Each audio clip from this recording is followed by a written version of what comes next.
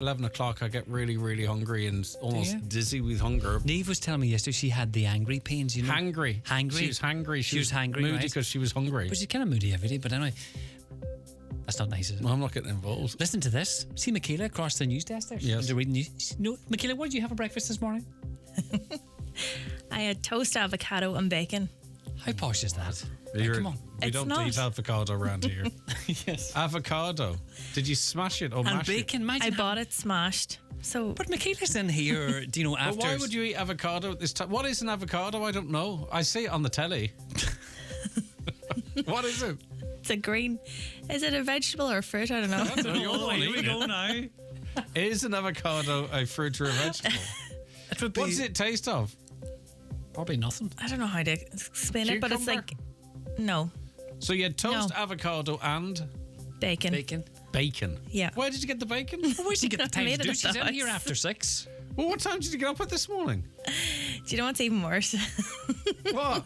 Go on. The Lee gets up and he makes it for me. So That's brilliant. Not me. not that Lee. So you tumble down the stairs and Lee has your avocado toast and bacon ready. yeah, and I bring it down here then. Need it. Good. Hey, we're missing the trick here.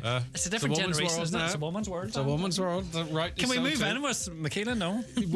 Does Lee do delivery? Can you bring enough for us? We'll see. Okay, thank you very much indeed. Right, Lee, I am now famished. What are you going to have? You've had porridge or I something? had porridge with blueberries. I'm going to sit here with my tummy rattling now for the next 3 hours. All right, thanks, Lee. It is the 9 till noon show coming up very shortly. It's 9:01. Let's get that news update now from Michaela Clark. Thanks, Greg. Good morning. Tusla had more than 82,500 referrals of child protection or welfare concerns last year, according to its annual report. The Child and Family Agency says that's a 13% rise on the previous year. At the end of the year, about 22,000 cases were open, but 28% of those cases had yet to be allocated a designated social worker.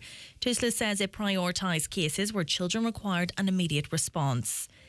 400 Ukrainian families have applied for a house under the Offer Home programme in Donegal. To date, 61 properties have been allocated, housing 203 families who are residing in the county since the scheme opened in December.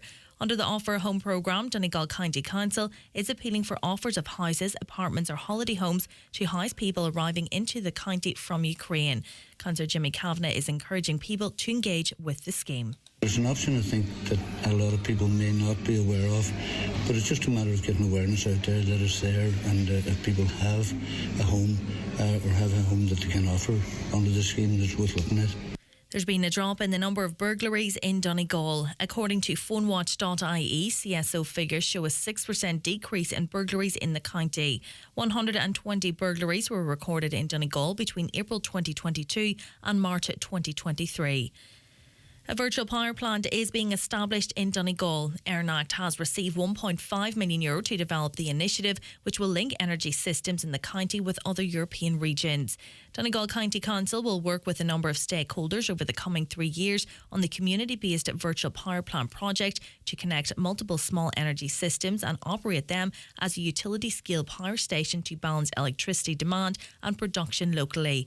ERNACT chairperson Councillor Rena Donaghy says it will ultimately result in communities being able to manage their own energy requirements. This provides a great opportunity then to test like a small community in County Donegal. They could generate their own electricity by connecting a number of houses or businesses in a small local area to enable them to manage their own electricity supply and demand without needing to be connected to a national electrical network. Weather now, sunny spells and scattered showers today, some heavy, maximum temperatures of 16 to 18 degrees. That's all from Highland Radio News for now. We'll be back with news again at 10 o'clock. Until then, good morning.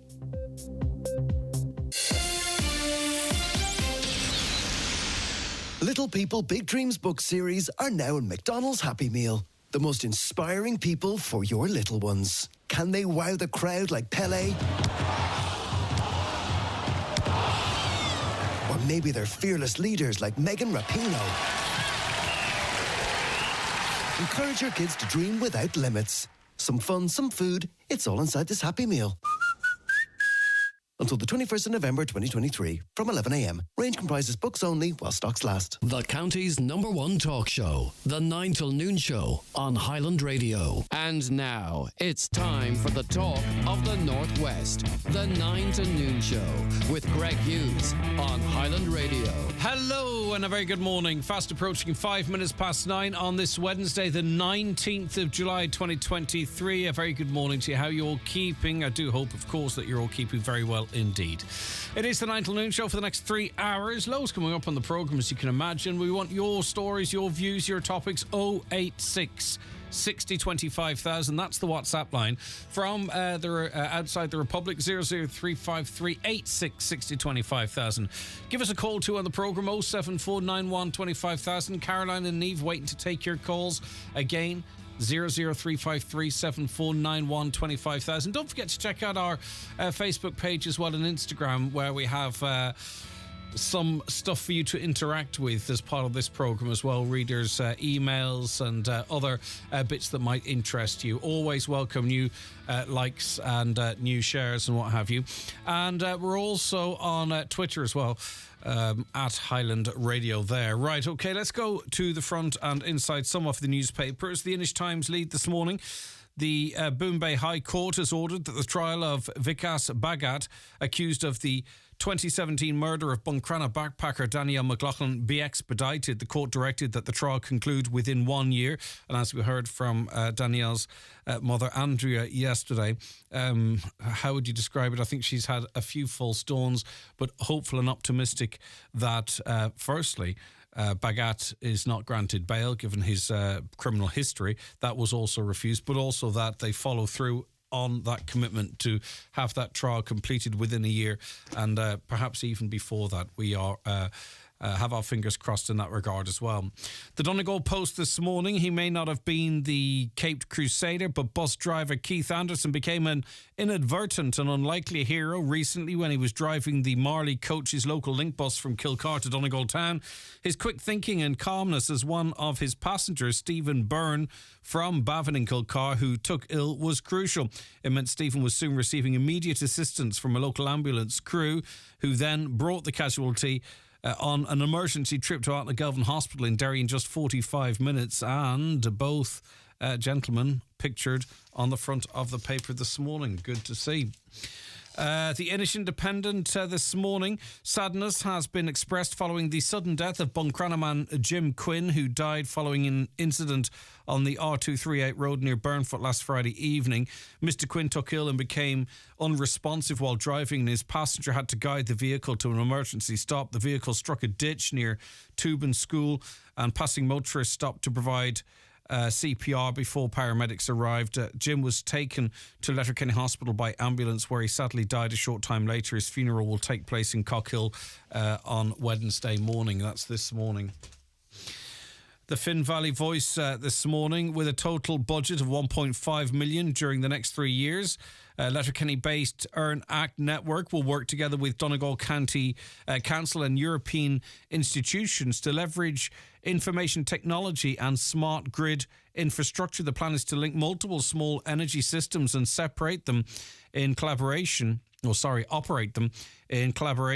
like a utility-scale power station to balance local electricity demand and production. Interesting story. More on the front of and inside that paper today.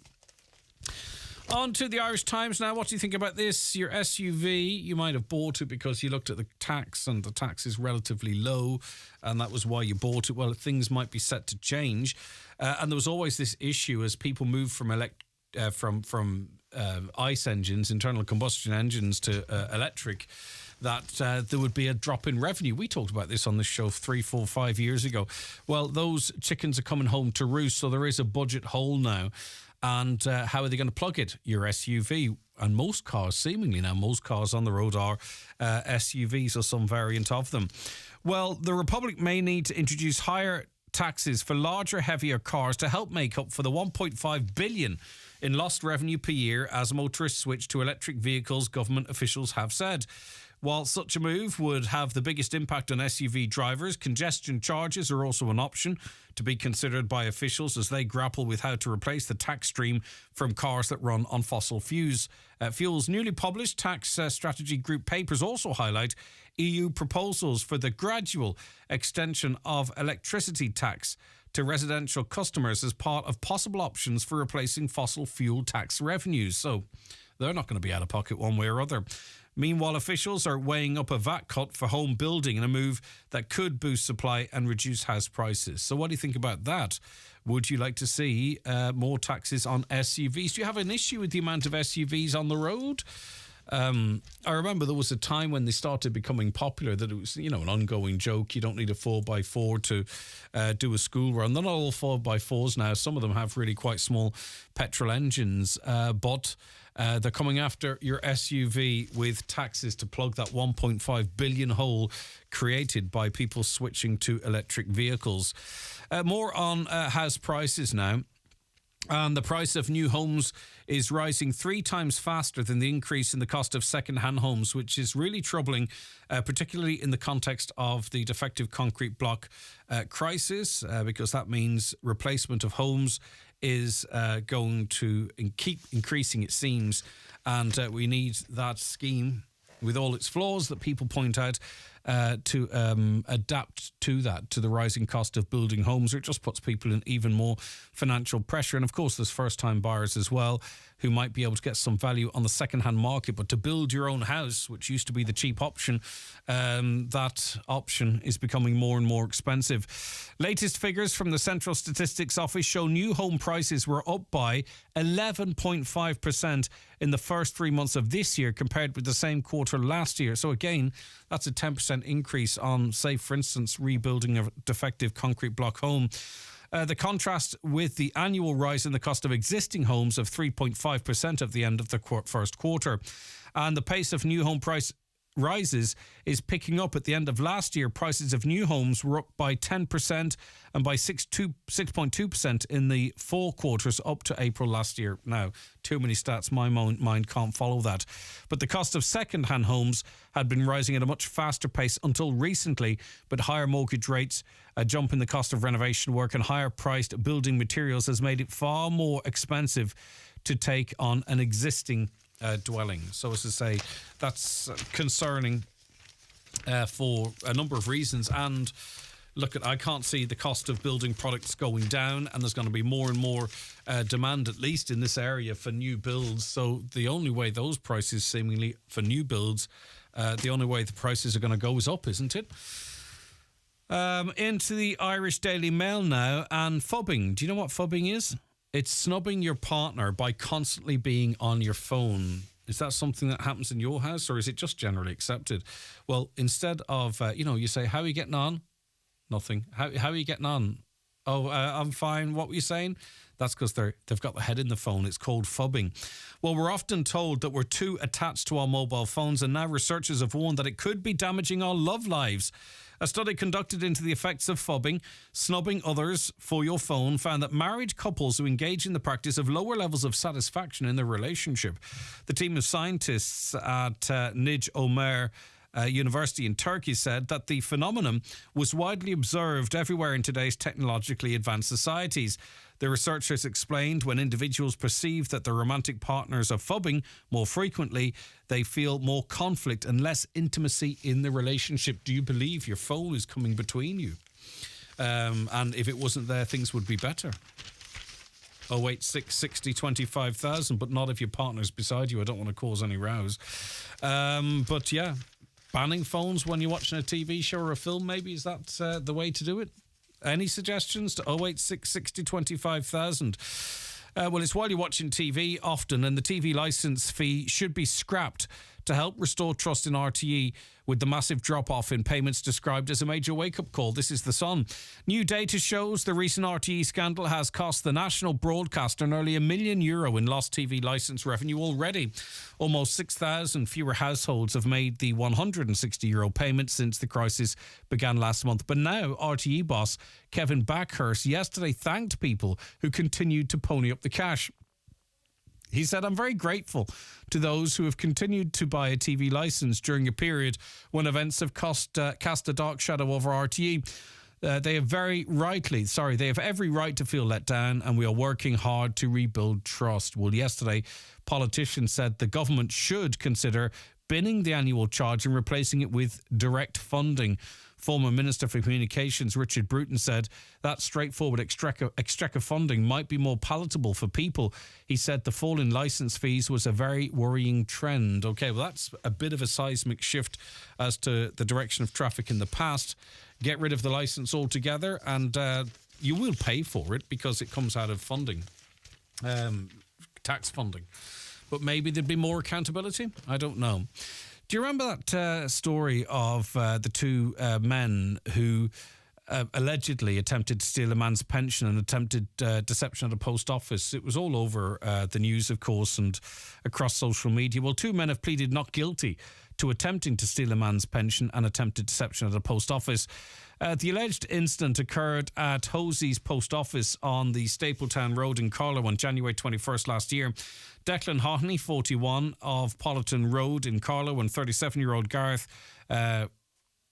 Corkley of John Sweeney Park in Carlow were accused of attempted deception and attempted theft of a €246 pension belonging to Peadar Doyle. Yesterday, both men appeared before Carlow Circuit Court at a jury of 9 men and 3 women as they were sworn in for a trial that's expected to last 6 or 7 days. The court heard that Hohney stands accused of one count of attempted deception contrary to common law, where it is alleged that he attempted to deceive Margaret O'Toole of Hosey's Point Post Office on the Stapletown Road in Carlow on January 21st. So you might remember at the time, I don't want to go into it because it's not in the paper and I don't want to compromise that trial, but you might remember what was going on at that time. So when you go into a restaurant, do you order what you really, really want? Or do you sort of maybe order something because you want to be a people pleaser for those around you? Well, apparently that's what an awful lot of people do with steak. It's in the Irish Daily Star today. People prefer their steak to be cooked in a different way to how they order when in public, suggesting their orders may be for show. When shown a series of images of steaks cooked from rare to well done, 58% of participants who order medium rare or rare when in public choose differently. So I think, is there a pressure to sort of go, yeah, I'll have it medium rare or rare, so that, you seem to be, not someone, I'll burn it. And I mean, how many people are out there eating steaks and they're expensive? Not the way that they want them, because the majority of people who were shown images actually wanted it well done. But instead, in the restaurant setting, they order rare or medium rare. So do you do that? Do you eat your expensive steak? Do you eat it not the way you like it? Because in some way, in public, you feel a little bit of pressure? 086 60 25,000. Any other examples of that you do things in public to please others, but it's not really what you want to do? Get it off your chest with us today here in the 9 till noon show. 086 60 25,000. WhatsApps and texts to that number, or give us a call on 07491 25,000. The newspapers are courtesy of Kelly Centra Mountaintop Letterkenny, the C-Store National Large Forecourt of the Year for 2022. Most people say that Donegal is the coolest place on the planet, but up here we know that sometimes it can be the coldest. Charles Brunner & Sons Ballybuffet is the one-stop shop for all your heating needs. We have a huge range of multi-fuel and wood pellet stoves and ranges, spare parts for all major stove and range brands, plumbing and bathroom ware, all at exceptional prices. So visit our showrooms where our friendly and experienced team will be ready to help you. Charles Brunner & Sons Ballybuffet and the stovestore.ie, where you can always do a good deal better. Tá an scéim faoi sa bhí le seomra ligean Cias ar oscailt anois. Agus déad fós suas le €40,000 sa bhliain a hiilimh séir ó cháin trí seomra de cheach a ligean Cias leach léin. Tá an scéim se oscailta de gach duine, agus ní bheidh tionchar eici ard íscíochtaí lesa chóisilig má aonn tú iad. Tuile eolais ag gov.ie/contosig room for a student. Tionscanmh de chuid rialtas na hÉireann. New this week at Home Store and More. All school bags are all half price. But better hurry, because when all the half price school bags are gone, they're gone. Also, all indoor clothes areas and all outdoor cushions are still all half price. But when all the half price indoor clothes areas and all the half price outdoor cushions are gone, they're definitely gone. Drop by your local Home Store and More or visit us online at homestoreandmore.ie. New store now open in Frascati Centre, Blackrock, Dublin. Home Store and More. A happy home.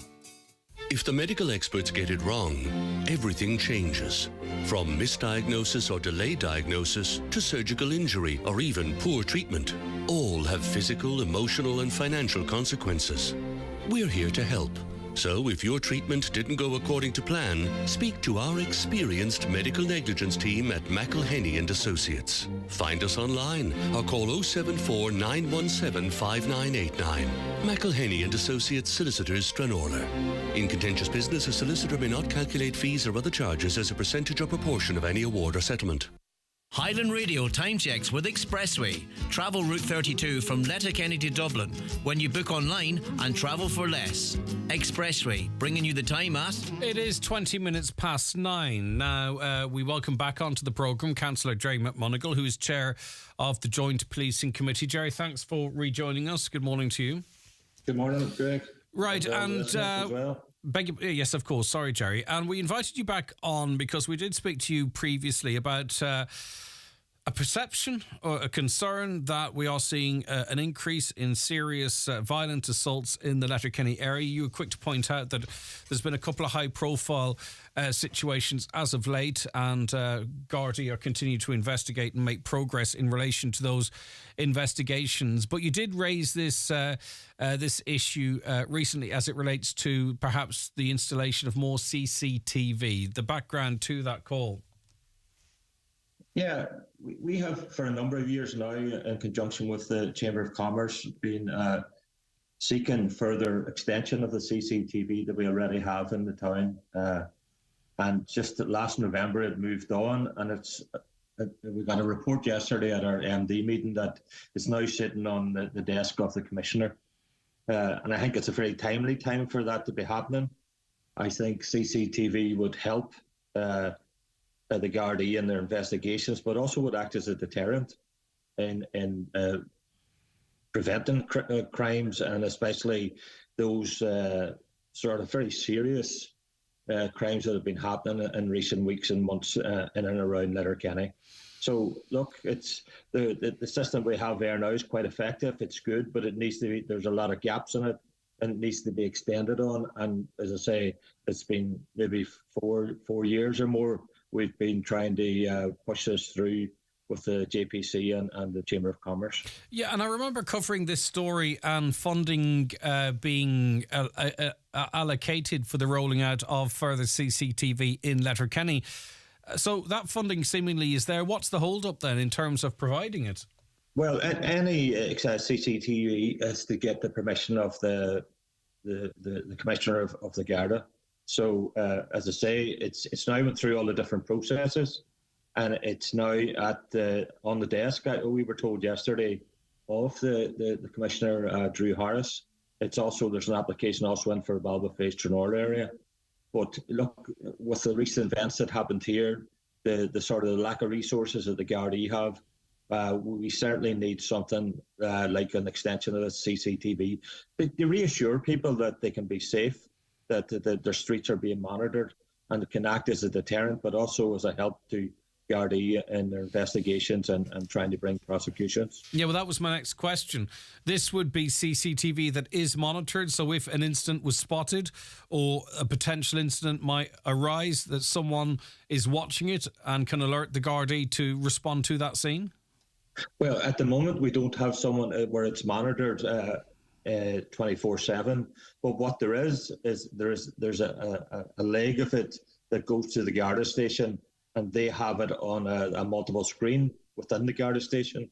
It's there to be seen, and all the cameras are there.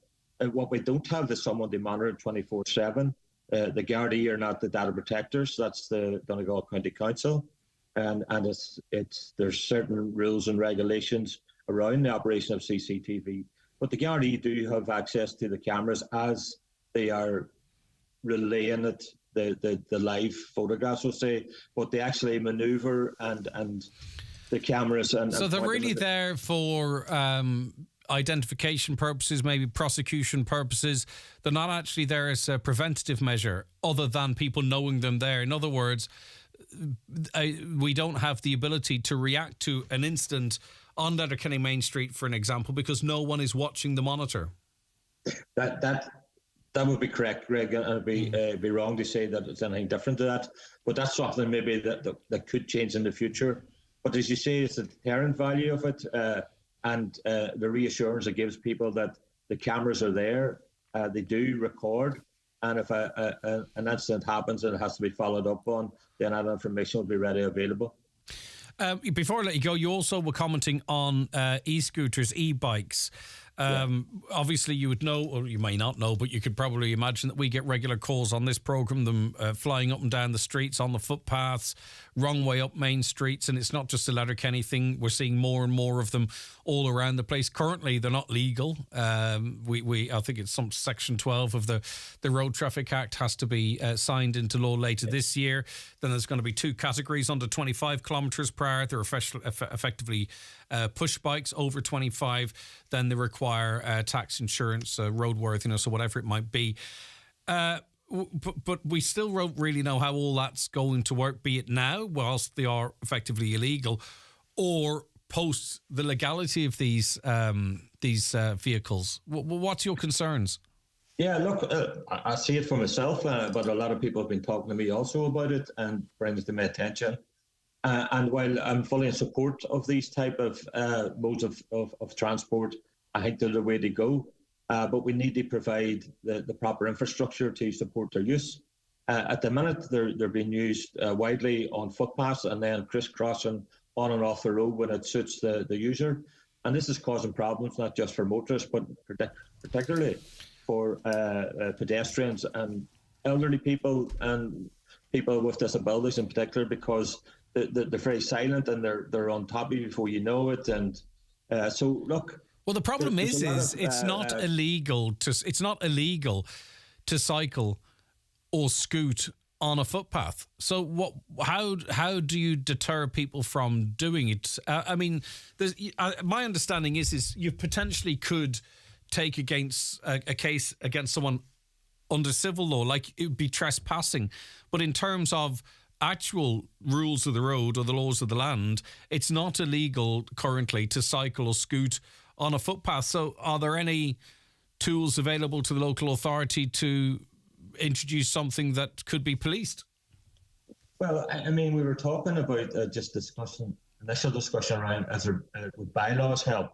And this is for the protection of the user as well, because if they do collide with someone on the footpath, then I would imagine if someone is hurt, that there will be proceedings of some kind. And you have to prove that you weren't reckless. You have to prove that you were working within the remit. And that's just why the regulations need to be brought in very quickly so that the user does know what he or she can or can't do and what's their responsibilities. You know, they go to fair speed. Very few of them wear helmets. You know, can they drive on the footpath at 25 kilometres an hour?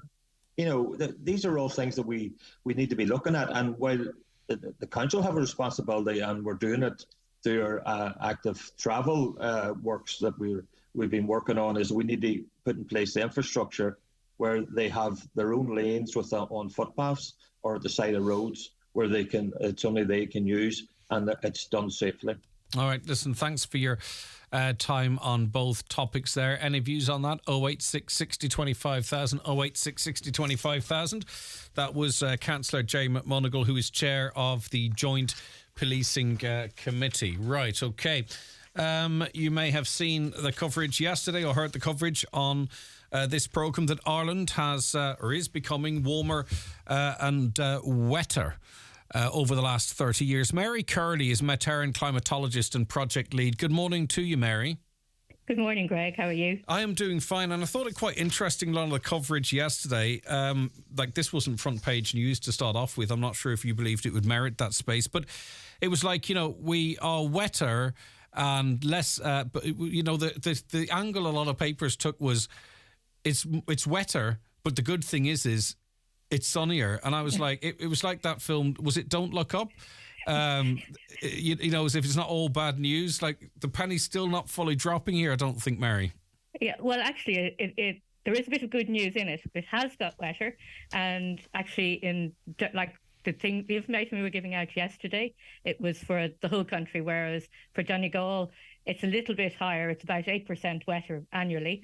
But the good news is it has got sunnier, and that's because there's less pollution in the air, which is that our air has got cleaner. So the IPCC, there's an Intergovernmental Panel on Climate Change, in their latest assessment, they looked at, because around the world it's got more sunny, and it's basically that there's less particulates in the air from air pollution. From the 1950s up to about the 1980s, pollution in the atmosphere was increasing, and then there was much more stringent laws came in the 1980s, and since then there's less particles in the air stopping the sun from being blocked, and it means our air has got clean as well. And we can see it gradually that it has increased. Right, so how significant is it over a 30-year period that we here in Donegal are, it's 8% more rain, so it's actually the quantity of rain or how many days it rains. So what is the measurement there, and how significant is it to see that big a change over the course of 3 decades? Yeah, well, what you call it, it's, so what we're measuring here is total rainfall, so it's not the number of days.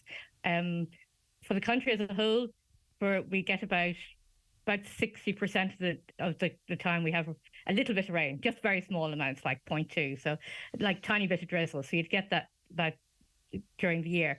But overall, like, it is quite significant. You know, the one thing is we know that if we have an increase of 1 degree can hold 7% more water. So that's kind of what we're seeing. You know, we've nearly got in Donegal, you know, you got a 0.7 degree increase in temperature, and you're seeing a 7% increase in rainfall annually. So it kind of all fits in together that's the way we're going. And climate projections are suggesting that it will get annually warmer and wetter, you know, but what we're going to see is more extreme events.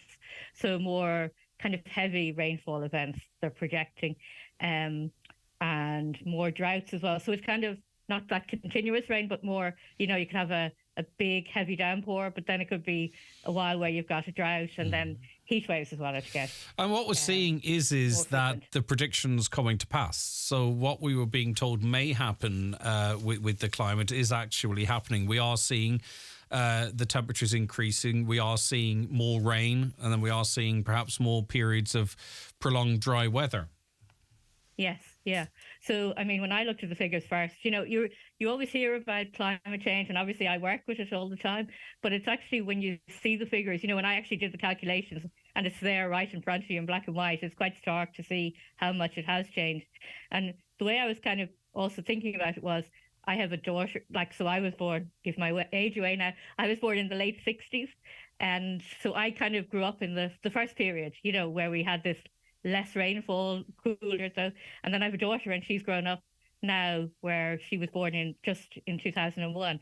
So she's lived through this period. And you're just thinking going forward, you know, if we don't make the changes and we don't adapt and mitigate for climate change, what will the next generation, you know, be facing? And what we can see as well, Mary, is, and as you say, you know, it doesn't necessarily fall equally over 365 days, is the pressures on how we deal with flooding. And we've seen significant flooding events more recently, and it's the frequency of it. It's not that it's never happened before, but it's more. And I'll be honest with you, there's a few towns around Donegal and some very big towns that aren't really, I don't think, designed to deal with the weather of the future already. Lots and lots of, with these heavy downpours, we get lots of flooding, lots of water gathering, and it seems the infrastructures, which was probably designed for 10% less rain, is not able to actually to accommodate it. So it is the one-off major downfall events that we are going to see more of potentially as well. And you know, that's how people feel the climate crisis. Yes, yeah. I mean, we can see it now in Europe, the extreme heats they're suffering at the moment.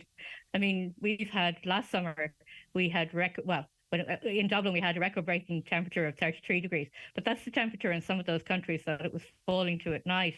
You know, so they're very extreme heats. And we're used to cooler climate, but we will get more of those heat waves as well.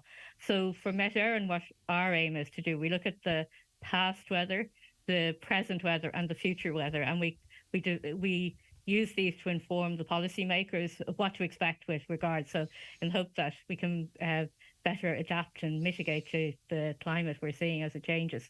Do you think it's becoming more difficult to deny what's happening? I do note on Twitter, and we'll probably get texts here, and that's fine. People are entitled to their opinions, that this is scaremongering, that there's an agenda here, that, we've had ice ages, we've had tropical ages, and this is all par for the course. I would be surprised if there was a period in history where we saw such dramatic change over the course of 30 years. So in other words, someone who was born 30 years ago and they're a 30-year-old now, they are living in the Northwest in a very different climate. Like, it is significant. When you talk about 5% more sunshine, 8% more rain, these are significant changes. When people talk about the changes of, from one era to another, you could be spanning hundreds of thousands or millions of years. Yeah. So, I mean, just when we look at it the IPCC have stated that it's human activities are causing these changes at this stage. And I mean, in the last 20 years, we've seen much more of these events occurring, and the likelihood of these events occurring can be attributed in part to, anthropogenic effects, so yeah. I understand where people come from in terms of the weather and maybe confusing the weather with climate. And I appreciate their time, has sent me a picture of a sign outside a chemist in Buncrana in 2013, and the sign reads 36 degrees Celsius. And their comment is, "Good morning, Greg. I took this photo back in 2013 in Buncrana 10 years ago. 36 degrees. No word of global warming then." That's the weather. Yeah, we're talking about the climate. And the other thing is, you'll see that our temperatures are lower than that. So we'll have a record temperature of, say, 33 degrees. That's roughly the highest in Ireland we've ever had.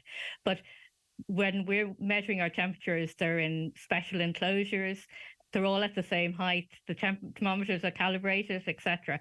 So, so you might see that our records are a bit lower than. Yeah, but to the wider point, they're pointing to, there was one hot day in the 2013. So nothing new here. Yeah.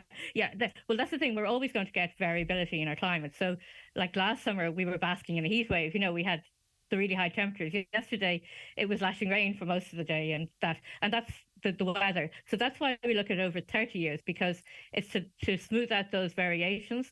So, it's not looking at the extremes, it's looking at what's happening gradually over time.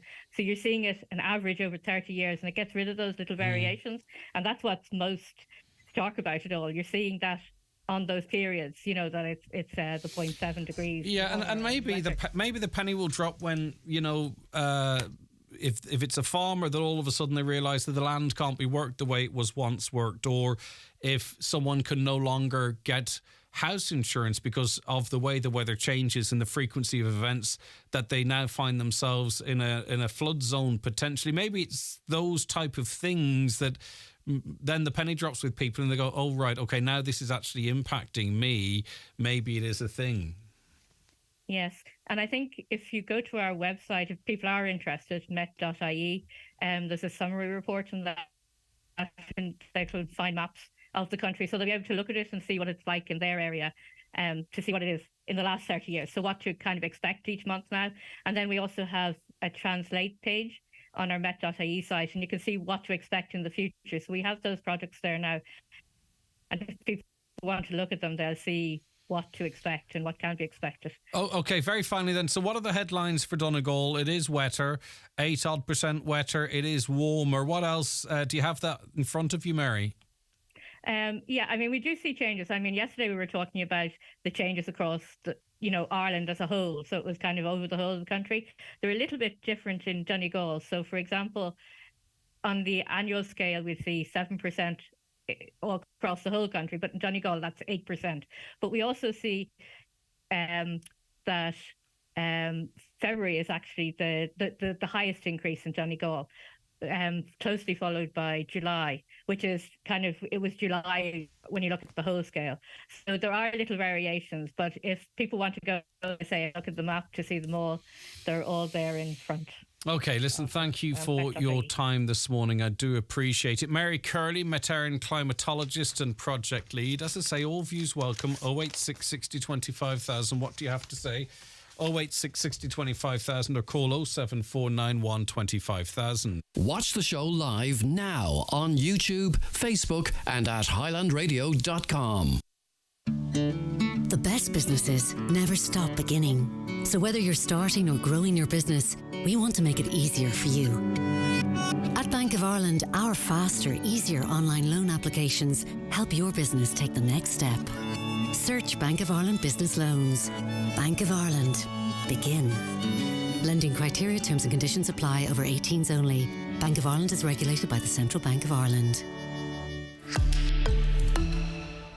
Hello there, Farmer Tinny here. It's summer and Tinny's Toys have loads of swings, slides, trampolines, goalposts and many more outdoor toys and games. We've basketball stands, swing ball, sandpit diggers, kids' wheelbarrows, and when the sun finally gets out, we've loads of paddling pools. Of course, we still have what we're famous for, the largest range of ride-on and small farm toys and models in Ireland. Shop 24/7 tinnystoys.com or call into Leck Road, Letterkenny.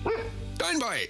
Entries are now being taken for the Clonmany Agricultural Show. Competitions in sheep, cattle, pony and horse, poultry, home industry, sheep shearing and show jumping. Entries close the 22nd of July. You can enter online at clonmanyshow.com or by entry form to the secretary. Email clonmanyagryshow@gmail.com. The 2-day Clonmany Agricultural Show, the 8th and 9th of August. Packed full of events for all the family.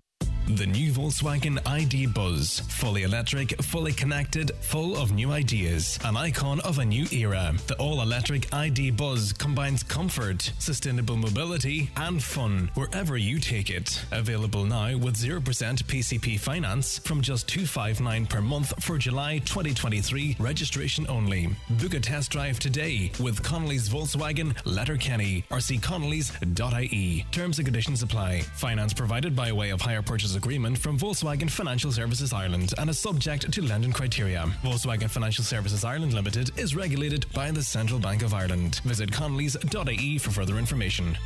Jimmer Tash Colin Farrell Anshaw. Anshacht and Shaw Ruli Bulia, Ihe Kedin Sharku Dia Hocht. By Mihon O'Doherty, August a Carja Biosa Studio, La Haikol August Crack, August Suzanne Igaller, Torch Ween, Drudaska Ur, Healing Hands. Ruli Bulia Sharku Dia Art, Biggie Lynn, Ihe Kedin. Dreaming of a getaway this summer? There's still time to book with TUI, flying from Dublin, Cork and Shannon airports. Summer, best enjoyed on holiday. TUI, live happy. Hi, Pauline McLean here, sharing something really important. When someone's having a stroke, minutes matter because 2 million brain cells die every minute. So call 112 or 999 if you see any of these FAST signs. F for face, has it fallen on one side? A for arms, can both be held up? S for speech, is it slurred? T for time, it's time to call 112 or 999 fast. Learn more at irishheart.ie. Are you worried about trees on your property? Northwest Forestry Services Ballybuffet are fully insured and have over 40 years experience in dangerous tree removal, tree felling, surgery and stump grinding. For peace of mind, call Northwest Forest Services Ballybuffet for a no obligation quotation on 913233. Looking for a flexible, affordable home improvement loan for your dream kitchen, bedroom or bathroom? At BNS Credit Union, we are here to help. Renovate loans from €5,000 to €70,000. Visit our website at bnscu.ie or free phone 1800 290 390, where our dedicated and experienced loans team are delighted to help you. Loans are subject to approval. Terms and conditions apply. BNS Credit Union Limited is regulated by the Central Bank of Ireland. Our next guest is Dr. Sarah Robinson, psychologist and senior postdoctoral researcher with LERO. Good morning to you, Sarah. Thanks for joining us. Thanks for having me on, Greg. All right, the question being posed is, will artificial intelligence, AI, end civilization? What is AI? Because it comes in waves of people's attentions, but all the while, even though we don't talk about it all the time, it is progressing at an unbelievable rate. I've seen someone make an analogy of it being like when mobile phones started to come to market, and it was all iPhone really, the next gen. But this is like, thousands of apples working on sort of really groundbreaking technology. But how do you see it, Sarah? Essentially, when we talk about AI, we're talking about artificial intelligence, which really is the ability of a system to identify, to make inferences, to learn, to interpret from data, to achieve pre-identified either organization or social goals. So, for example, if you're applying for a mortgage or for insurance, often it's an AI system which will identify whether you're a good candidate or not. But increasingly, it's based on machine learning. So it's based on billions of pieces of data now that have largely been trawled from the internet. So these natural language processing models that we're seeing at the moment, like ChatGPT, have been trained on all of that data. If the program is scraping from Twitter, for an example, it will be scraping prejudice, certain attitudes potentially. Absolutely, Greg. So this is one of the core, I guess, concerns about AI systems is that, you know, based on the quality of the data that they're trained on, they will inherit whatever is in that data. So you're absolutely right. If there are problems in that data, then those problems will be reified in the system. But what I'm interested in, I guess, is what the public are making sense of all of this debate. I think we started off our conversation talking about that very extreme perspective that AI might lead to the end of civilization. But I think we've now come to kind of more pressing, urgent, maybe contemporary issues like discrimination. So as a researcher, I'm really interested in understanding what the public think, what they're concerned about in terms of AI, but also software more broadly. So AI is a form of software, but software, which is the area that I research in, really shapes our lives, you know, from morning to night in all sorts of ways. We use, for example, our smartphones, social media platforms. We're talking now on a form of software via Zoom. We use it if you work in clerical work, you might use databases and spreadsheets. We might have a smart TV at home or Internet of Things. So software in general, including AI, but not limited to it, influences our lives in all sorts of ways. I think the difference is at the moment is say, for instance, if someone has a smartphone, and I'll obviously want to give you plenty of time to tell us what you're interested in, how people can help. But if you use smart speakers at the moment, they are a tool at your assistance. So you can say, hey, whatever it is, you know, play that radio station, or open those blinds, or switch those lights, or turn that on, off on.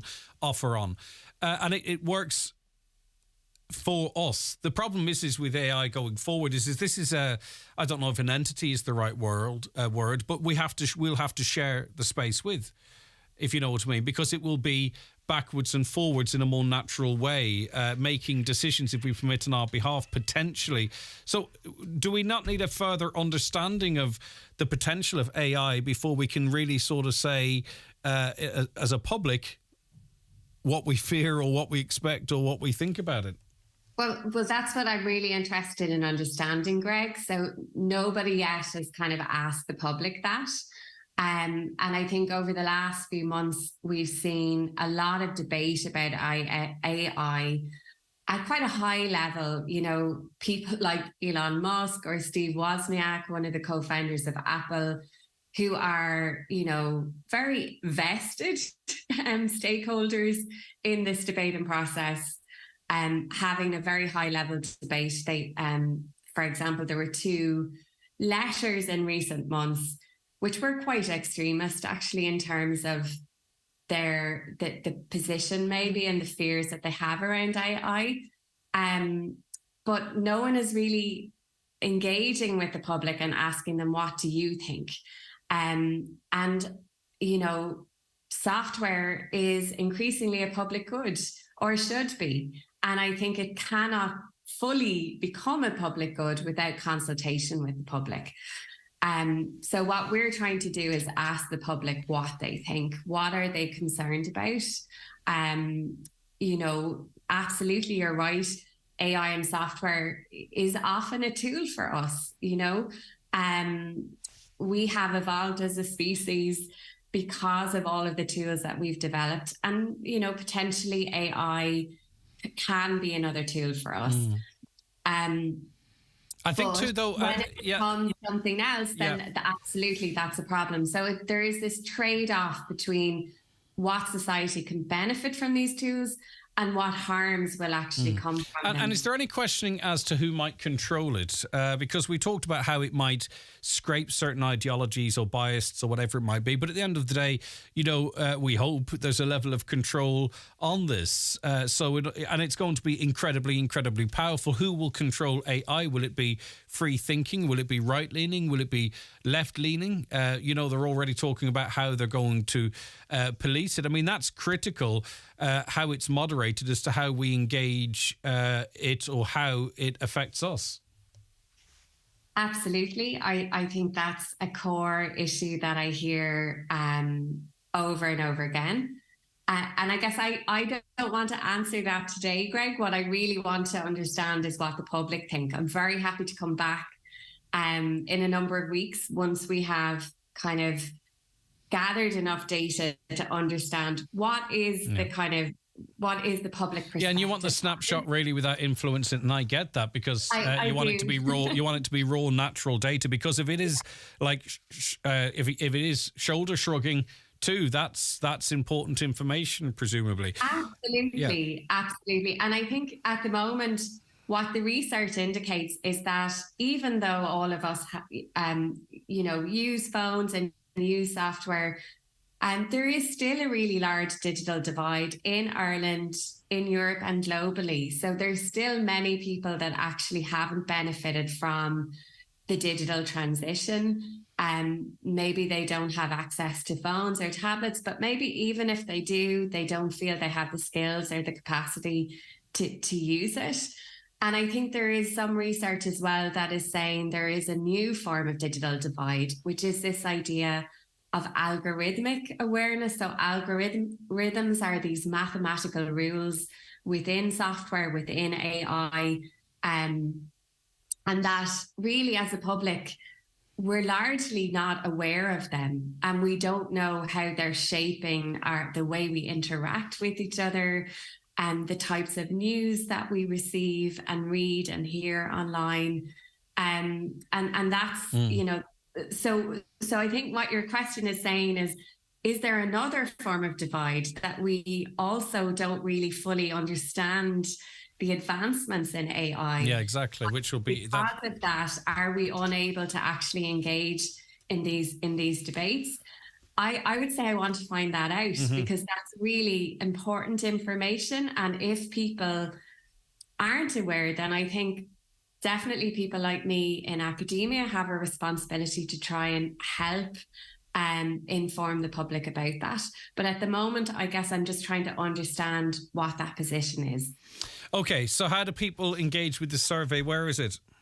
Thanks, Greg. So I am a researcher with LERO, which is Science Foundation Ireland's Research Centre for Software. And on the LERO, LERO, social media pages, so Twitter, LinkedIn, Facebook, there is access to a survey. And hopefully if I could share it with Highland Radio as well. Yeah, of course, we'll share it, yeah. Put it on your social media too, that would be a good space. But it's a short 10-minute survey. We're asking the public their concerns, priorities about how to make software more responsible, what values they think are important, and really what they feel they can do to kind of create software for a better world rather than some of the challenges we have at the moment. Thank you so very much indeed. Dr. Sarah Robinson, psychologist and senior postdoctoral researcher with LERO. Yeah, we'll link that out for you. I was contacted by a listener to say, hey, Greg, just wondering if anyone else has a problem with their passport being delayed. I recently applied for a first-time passport. I sent all the documentation. So 10 weeks later, they've asked for proof of address. 2 letters needed. A photographic ID, i.e. PPS card. Photocopy signed by Garda. And I rang and asked, once they get it, will there be a delay? And was told they'd have to go back to the start of the process again. Has anyone else experienced that? Any way around it? What is their expected delay now once they furnish all those documents? If you can help that listener, 08660 25,000. Are poor people with old diesel cars subsidising the wealthy so that enable them to buy expensive electric vehicles? Just asking. Listen, the more less well off you are, the worse off you are, because it's, if you have an older car, it's more expensive to tax, it's more expensive to insure. If you pay your tax to the government, you road tax every 3 months, it costs you more over the course of the year. Every which way you turn, the less resources you have, the more expensive it is to live. Doesn't make much sense to me. So yes, of course, to some extent you could say that the extra you're paying for driving an older car is helping to subsidise the purchase of electric vehicles. Who has access to the CCTV footage? Who has access to the CCTV footage? Who does the monitoring? Well, no one's monitoring at the moment, which I think is a bit crazy, to be honest with you. Who has access to it? An Garda Síochána as an investigative tool, it seems. Another caller says we need CCTV inside all the pubs as so many drinks are being spiked, which has increased big time. We hear that. We understand that that's what people are saying, but they're not reporting it to the Gardaí. If there is a big increase in the amount of people who are having their drinks spiked, they're not reporting it as a crime, because we got that checked out yesterday, and there is no there was a number of cases last year which we discussed on this programme, but if people are having their drinks spiked, then they're not telling the Gardaí. So why would that be, I wonder? Morning, Greg. Back in 2009, we were told to buy small cars and get cheap tax, which I did. That didn't last long. Government making fool of us all. Thank you. Okay. Another, my electricity bill for the summer months, double what it was even before the war. Through the wholesale price is lower than it was before the war. It's not lower than before the war, but I understand what you're saying. It's much lower than its peak. Food, insurance, heating are expensive, and they are all making huge profits. And what has this government done to stop this profiteering? Sweet FA. We're not living in this country. We're surviving in it. Their electricity bill, €354. Which is kind of low. Do you know what I've come across? A lot of people who were getting estimated bills, and recently their electricity provider checked the meter, and they were getting bills for like 1,200, 1,500, businesses 4,000, 5,000, 6,000. I haven't mentioned it on air before, but I've been speaking to people or had contact from people.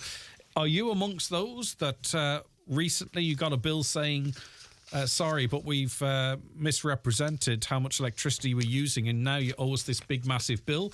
And the worst is, you can't switch provider until you settle that bill. So there are some people out there that are caught every which way. Is that something that you've experienced and want to share and get the message out there? Carbon footprint calculations per person should be introduced. Do people really need to take a trip to New York for Christmas shopping? I don't know. But should you stop doing that when all the world leaders are flying around the world in their private jets with 6 or 7 Humvees in the back? See, that's the problem. That some people have. Why should I not go shopping to New York when the people that are telling me not to are flying around in private jets? Our own leader at the moment is away somewhere, flying off for a 4 or 5 day visit. All right, let's take a break for the news and obituary notices. We will be right back. A public interest message from Donegal County Council. Attention farmers and professional users of pesticides and sheep dip. EPA reports in recent years have identified that some rivers in Donegal have been seriously impacted by toxic effects from pesticides, including sheep dip. Donegal County Council would like to remind farmers, contractors and gardeners of the need to follow best practice when using these products. Firstly, read the product label carefully. Avoid spills. Stay well back from open drains. Rinse empty containers 3 times into the sprayer or tank. Don't spray if it's windy or rain is forecast in the next 48 hours. Follow Teagasc advice on safe disposal of spent sheep dip, which should never be released into any watercourse. Donegal County Council, protecting your environment. Planning on renovating your garden this summer? Then look no further than Daleside Garden Furniture. With a full range of sizes and garden sheds, wooden and steel, summer houses, playhouses, outdoor canopies, fencing and much more. Find us on social media. Made to measure and one-off designs are our speciality. Call today on 087 112 4766. Friday, July 28th, country music comes to Castle Derg at the Dergfest Music Festival Big Top with folk rock sensations The Lugs, Johnny Brady, plus award-winning country artists the David James Band, Jamie Donnelly and Kenny Crawford. Tickets just $27.50. For details, see dergfest.co.uk. Sponsored by Great Mitchell Motors. Strictly over 18s. Experience comfort like never before at half the price in our massive hotel quality mattress sale now on at Better Value Furnishings Moville. Due to overstocking, we must clear hundreds of mattresses at half price. Get your quality mattress at half price and sleep like a king. Better Value Furnishings, Main Street, Moville. See our Facebook for more details.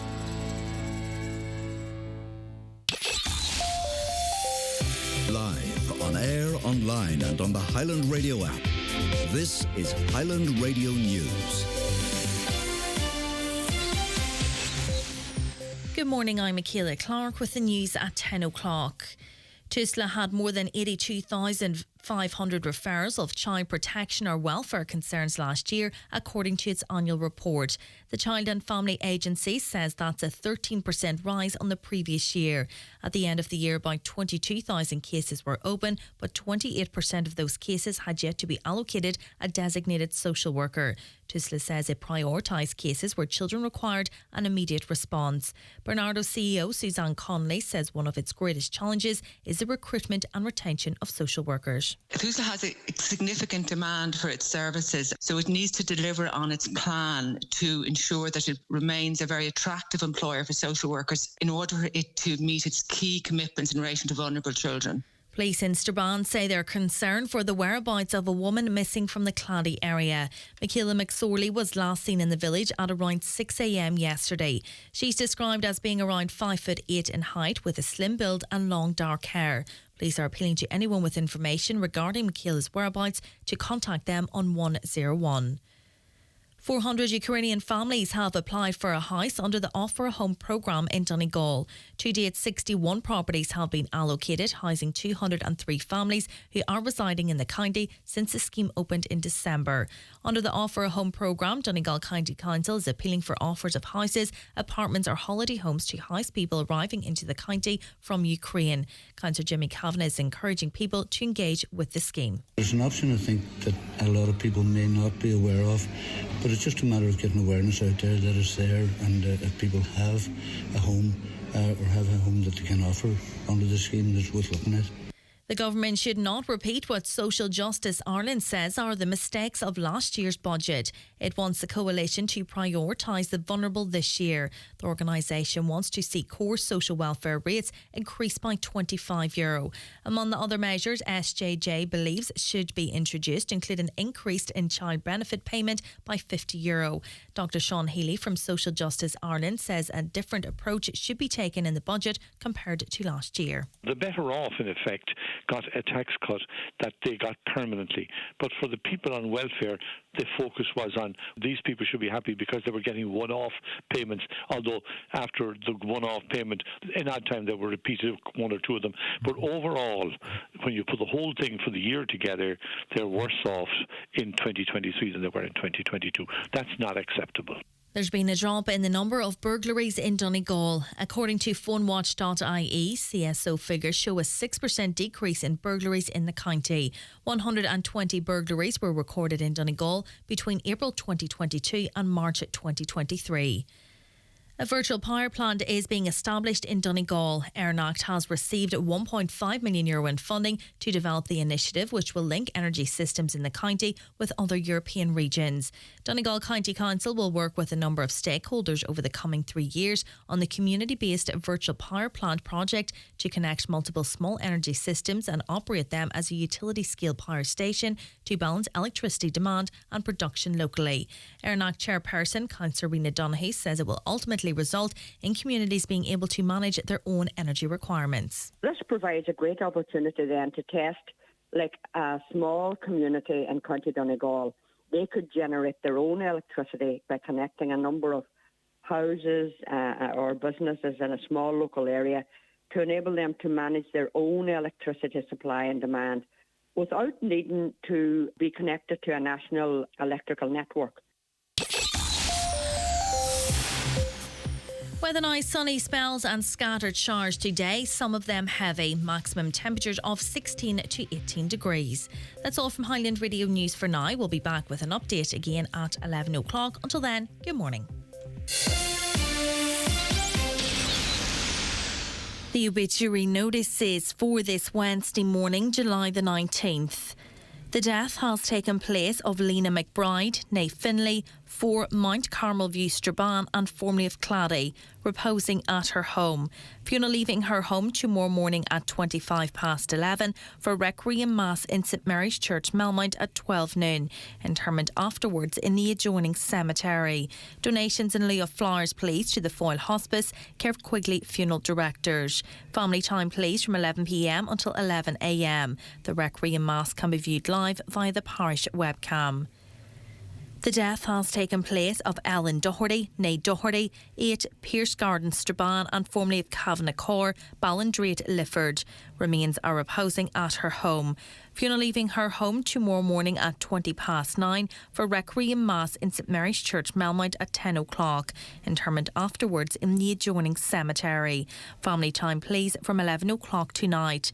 The Requiem Mass can be viewed live via the parish webcam. The death has taken place of Liz McGlinchey, née Stewart, Brookside House, Cove Hill, Port Road, Letterkenny and formerly from Westport, Ballyshannon. Liz's remains are reposing at her late residence today from 12 noon until 10 o'clock with Rosary tonight at 9 o'clock. Funeral from there tomorrow morning at 10:30, going to St Junan's Cathedral, Letterkenny for 11 o'clock Requiem Mass, which can be viewed on churchservices.tv. Private cremation will follow at Lakelands Crematorium Cavan. Family time on the morning of the funeral, please. The death has occurred of Teresa O'Donnell, née Duffy, Clunbeg, Buncrana. Remains are reposing at her late residence. Removal from there tomorrow morning at 10:30 to St Mary's Church, Cockhill for Requiem Mass at 11 o'clock, followed by interment in the adjoining cemetery. Teresa's Requiem Mass can be viewed on churchservices.tv. Family time, please, from 11 o'clock tonight. Family flowers only, please. Donations in lieu of desire to the Donegal Hospice, care of any family member or Murphy Funeral Directors. The death has occurred of Danny Sharkey, Ella Begg Burnfoot, retired principal of St Angus's National School, Bridgend and former presenter on Highland Radio.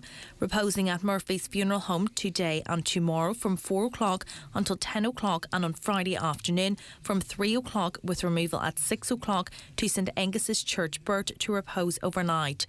Requiem Mass on Saturday morning at 11 o'clock, followed by interment in Burt Cemetery. Danny's Requiem Mass can be viewed on churchservices.tv. Family flowers only, please. Donations in lieu of desire to the Donegal Hospice, care of any family member or Murphy Funeral Directors. The death has occurred of Kathleen Irwin, 19 Mulroney Terrace, Stranorlar. Funeral leaving from her late residence tomorrow morning at 10:30 for Requiem Mass in the Church of Mary Immaculate, Stranorlar at 11 o'clock. Interment afterwards in Drumbo Cemetery. The Requiem Mass will be streamed live via the parish webcam. Donations in lieu of flowers, if so desired, directly to the Donegal Hospice or care of any family member. The house is private to family, neighbours and close friends, please. The death has taken place of Harry Parker, Craigs Road, Raphoe. His remains are reposing at his late residence. House private, please. Removal from his home this afternoon at 1:30 for 2 o'clock funeral service in Raphoe Presbyterian Church, followed by burial in the family plot in the adjoining graveyard. Family flowers only, please. Donations in lieu of desired to the North West Branch at Parkinson's Association of Ireland, care of Terence McClintock, Funeral Director. And the death has occurred of Christy McCarran, 384 Ardbeath in St Johnston, County Donegal. Christy will be reposing from his late residence all day today. Funeral leaving his late residence tomorrow morning at 10:15, going to St Beathan's Church St Johnston for 11 o'clock Requiem Mass, with burial afterwards in the adjoining cemetery. Family flowers only, please. Donations in lieu if desired to the Friends of Letterkenny University Hospital, care of any family member or Kelly's funeral directors. For more details, including any family health guidelines for wakes and funerals, please go to highlandradio.com.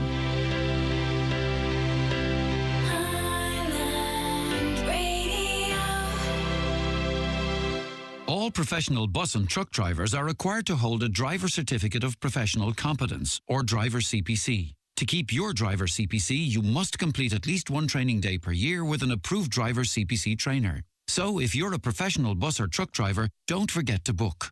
Driver CPC, there to make you a better, safer, professional driver. To find an RSA-approved Driver CPC trainer in your area, visit rsa.ie or email cpc@rsa.ie. From the Road Safety Authority.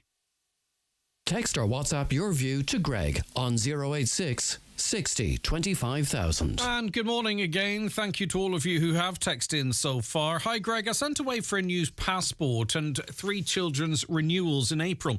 Eventually received all 4 back last week after sending new photos, as the ones I sent weren't good enough and I needed to resend my marriage cert. So all in all, 3 months wait. That's significant. We were applying for a passport recently, a first-time passport. And I think I mentioned this before, but anyway, be that as it may. And it was taking ages and ages and ages and ages and ages. But, you know, you'd go onto the passport tracker and the bar would still continue to fill up. And then it went back to zero. Got a letter saying that they tried to ring the Garda station and couldn't get through. So make sure whoever's signing it is available. I went to a smaller station, and if they ring and the person is not there, I think they ring them a couple of times, that's it, out the window. So they sent everything back and haven't had the resolve to start the process again for further disappointment. Morning, Greg. Renewed my prescription from the doctors yesterday, up to €25 from €15 and €60 for a GP visit. Was just wondering, is this in all areas now? Okay, that's their experience. Greg, have you ever tried to report anything to the Garda? Not great experience. When you're finished with the interview, you think it's you that did wrong. Well, I shouldn't feel like that. I haven't, so I don't know. I can't talk to that because I've never done it. But you saying that you felt it was you were up to no good or something, okay. Is that someone else's experience? Because if it is, I'm sure the Gardaí would appreciate feedback on that, like what could change, what needs to be done. Have you reported something to the Gardaí and by the time you were finished with giving your statement, you felt it might have been you that did something wrong, or that's how you were made feel?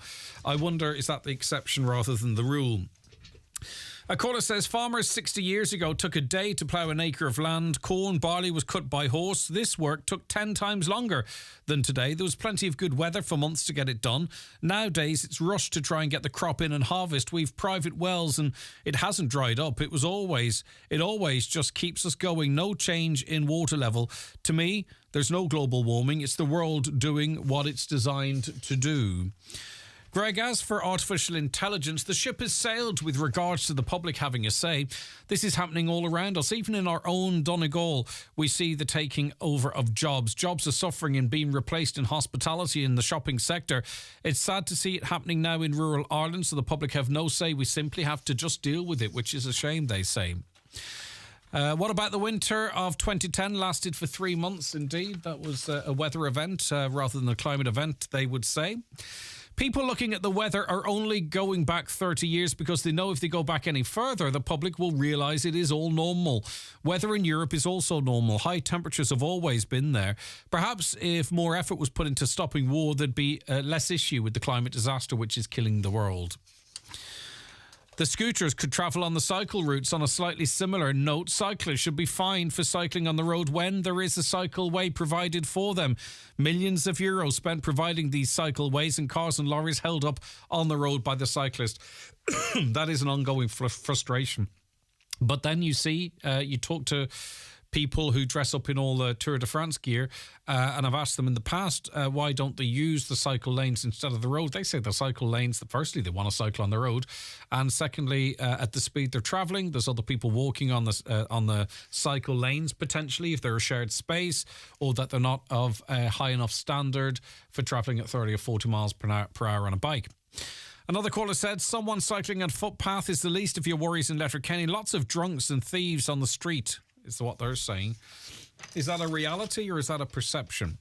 Don't understand why electric scooters are not treated the same as a moped. Well, they will be over 25 kilometres per hour, or it's also down to battery wattage, 250 watts, I think. I don't know off the top of my head. I read about it some time ago. But they won't all be. Your bikes that you pedal along with them, they're classed as regular bikes, and scooters that go slower will be treated as push bikes. And then the faster ones, the ones that go over 25 kilometres per hour, though, can you imagine? It seems very fast on a vehicle of that size with zero protection. But anyway, they will be treated effectively like not like a moped, but like a motor-propelled vehicle. Greg, just listening to the news there, the council offering Ukrainian housing under some scheme. I'm in the housing list for 20 years and never even received an offer of a house or a flat yet. How does this work out? I'm in the Buncrana area. I didn't hear that piece. I'll have a listen back and see what the terms or what the function of that scheme is. The HSC have been on to say they'd like to advise that phone lines are down at Buncrana Primary Care Centre. It's hoped that they'll have them restored as soon as possible, so we'll keep you updated on that. Should I do another couple more comments here just before we take a break for the bingo numbers? Greg, why is there such a lack of support for our ladies team in the World Cup tomorrow? If this was the men, we'd have been listening to it non-stop from the day they qualified. Coming in from Anthony, I don't know. It's about the public interest as well. I mean, but that being said, are we unhappy with the level of interest in the media? Let me see the pages. Right, well, on the front page of the Star... they're on the front page of the Irish Daily Mail. Free inside Women's World Cup pullout. Let's go to the Sun. Nothing in the Sun, but we've got Amber Barrett on the back of the Sun. The Irish Daily Mail, nothing on the front of it. Nothing on the back of it either, for that matter. The Irish Independent, world class. The captain and the super sub helping Ireland scale new heights in the global stage. It's on the back as well. The Irish Times, Barrett's bench press, Ireland super sub ready to make impact. So it's on the front of that paper. And so it goes. So, I mean, the papers, in fairness to them, are covering it. So, Anthony, are you talking about like us in the... I think if it were in Europe, it might be a little bit easier because I'm thinking, what games am I going to be able to watch? There's a screen here, but I don't think I could do this programme successfully as much as one would call it a success. And also... follow a football match. So tell us a bit more about what you mean by that, Anthony, and we'll tease it out a little bit. I imagine if there's a good result, we like to jump on bandwagons, so if they maybe pull off something good against Australia, I think all of a sudden the World Cup fever might grip the country more so. Let me say a happy birthday to Megan Gallen in Ballybofey. Happy birthday, Megan, from Mum and Dad in Killygordon.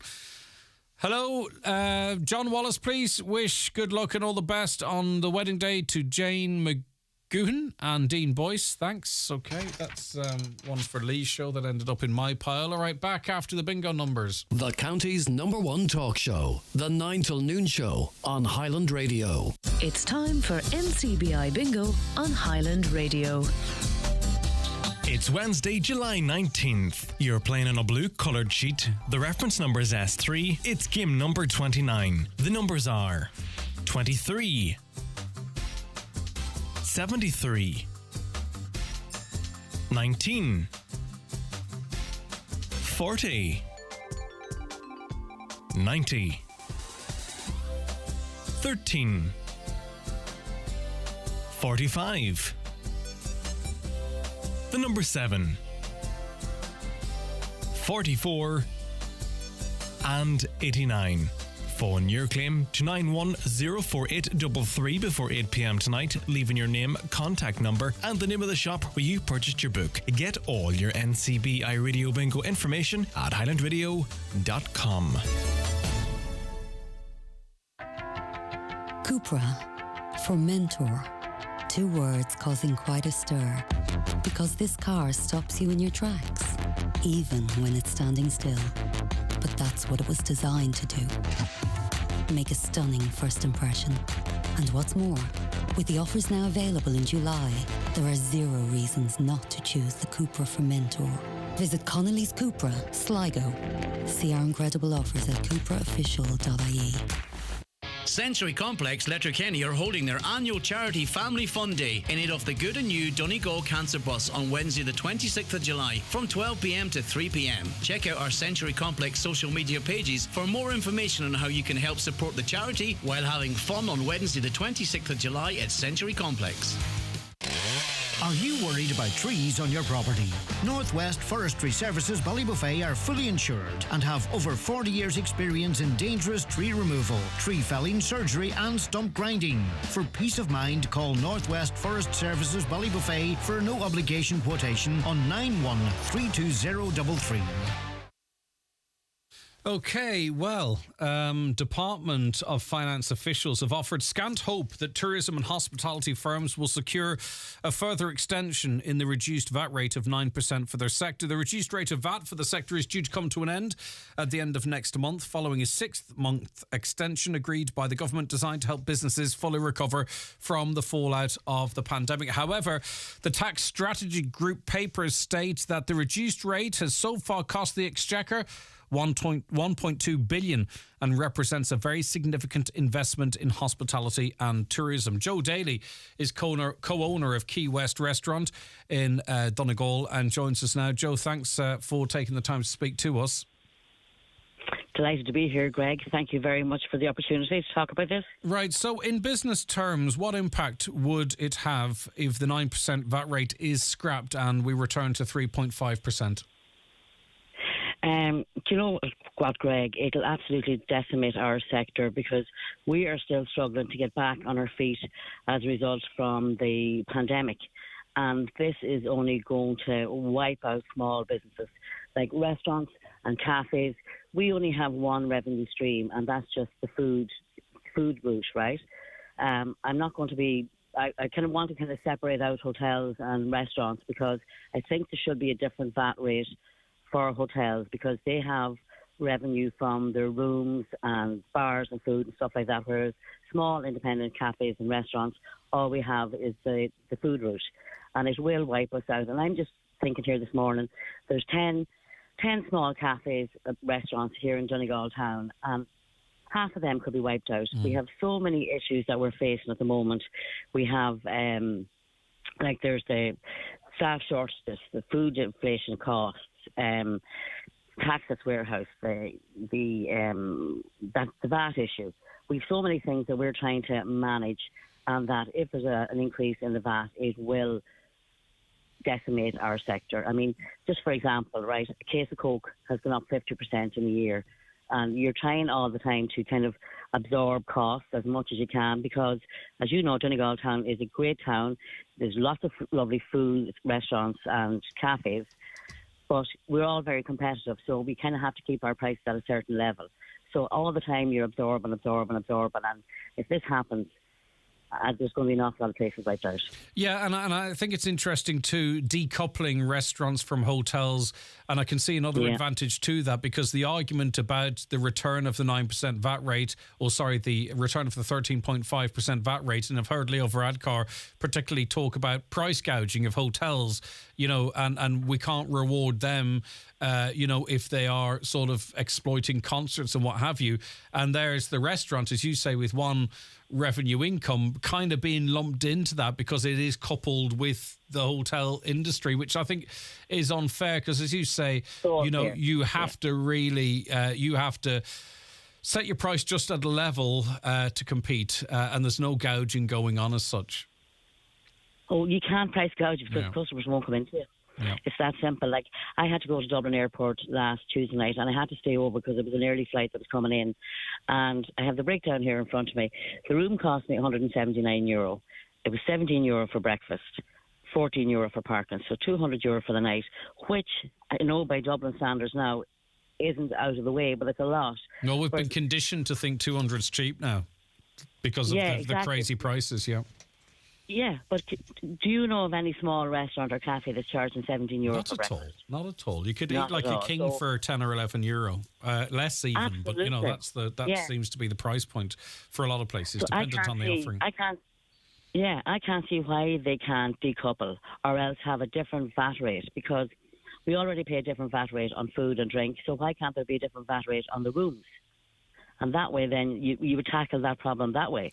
If they increase the VAT rate on the bedrooms and leave food alone. But we cannot be lumped in with hotels. I mean, we're still going back to the pandemic, right? They made a very bad call back then because hotels were allowed to open up before us. So they had like a 4-week advantage, which left us struggling to get staff. So last year, and I know all across the board, so many small businesses in Donegal town couldn't achieve the targets they wanted to achieve because of staff shortages, ourselves included.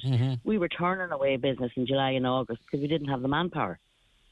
Yeah. So, I mean, we're still struggling on from that legacy. So to increase the VAT rate is only going to compound that. And I know myself, there comes a tipping point, you know, whereby you decide not to go out for something to eat, or it just becomes a little bit too expensive. You know, people will set it in their own mind what it might be for a main course, dependent on their tastes and their incomes. So I'm not going to give figures because it's going to be different for everyone else. But I think I'm pretty normal and average. But there comes a point when 2 main courses and a couple of drinks at a certain price, you go, you know what, we'll leave it. And when you get to that point, it happens. It is almost like a cliff edge, and you could be forced into that. We don't know how. I mean, we don't know the public's reaction to the inevitable price increases. Well, what's going to happen is if half of these small businesses go out of business, that means then you have a very small gene pool to pick from. So if you're going to be going out for a bite to eat, prices are going to increase in other places. So it's a no-win situation for anybody. Like, we want to give a nice meal at an affordable price to the customer, but it comes a stage where you're going to go, we're taking that off the menu. We've taken so many different items off the menu because you can't afford to buy them in. You can afford to buy them in, but you can't afford to pass on the cost to the customer. Joe, is there a strong enough voice for restaurants, do you think, the restaurant sector? Because actually, that's an unfair question, because it might mean that I'm trying to get you to criticise the group that does represent restaurants. That's not really what I'm trying to do here. But like, even the fact that you're making this argument and hairdressers are making the argument at the same time, two completely different businesses. I'm not sure whether they should or should not have a lower VAT rate. And as we say, you know, then with the hotels and then the conversations that come about the price of hotel rooms at concert times. Like, do you think the argument's being made strongly enough nationally, Joe, that, hold on, we are completely different business to a great extent from these other businesses? Can we please have a separate conversation? Stop grouping restaurants in with hairdressers and hotels. It's like people that repair shoes cutting keys. It simply doesn't make sense, but it happens all the time. Well, Adrian Cummins was on the Tonight Show last night. Now, he's very, very much an activist, but I think because we don't have the same volume of revenue that hotels would have, that we don't matter as much. Like, we're all small, little independent businesses. I don't think we matter as much. I think you can let so many go to the wall. It takes a hit. But no, I think as a sector we should be coming together more and shouting about this, because it's the small businesses that look at, that support the community. I mean, there's not a week that goes past, and I'm sure every other little small business around Donegal town, restaurants and cafes, that you aren't approached for sponsorship, and you're delighted to be able to do it because you want to be able to help your community, support your community. But massive big hotel chains in Dublin and stuff like that, are they doing the same thing? Are they supporting their community? We need to be looked after. And in real terms, the people that you employ, regardless of the size of the business, they've got families to look after in some cases. They've got mortgages to pay or 100%. rent to pay. Or if they're younger people, they have to make up the gaps in the funding for college. You know, if a business closes, even a small business with 4, 5, 6 staff, the ripples of that go far and wide. It affects an awful lot of people. That business is as important as a hotel that employs 600 people to the individual. Well, I'm just thinking of ourselves in Key West. There's 5 mortgages being paid out of it. There you go, yeah. Or being helped paid. There you go, you see. And that's what happens then. You know, where do these people go? And not only just that then, but from a point of view of life skills. So young people that are coming in and getting trained up and getting valuable life skills from the hospitality business, which they're not going to get anywhere else. You know, they're learning how to be team leaders and to be customer face and all those soft skills that are so important. What's going to happen then? Where are they going to go? Yeah, and of course, restaurants are standalone businesses. There are other people operating in the food sector that have other elements, a bar or rooms that maybe they can price a certain way, break even on the restaurant, make up the money elsewhere. Do you know? So it's not a level playing field for necessarily anyone even to begin with. And it's not. And then see the food sector. You know, our sector, food is a highly perishable good. So. You mean it is a risky business to be in, and anyone that's thinking about going into the food business, I would honestly say to them, think long and hard. I would advise against. And in hindsight, when if I had an opportunity, I wouldn't be in the food business. Wow. But that's the environment. Exactly, Yeah. Joe. But that's the environment you happen to operate in. You know, if it were a better operating environment and more supports, and you felt like your business was being supported, it would probably be more of a pleasure. Yeah, well, I mean, I enjoy what I do. I love dealing with the public.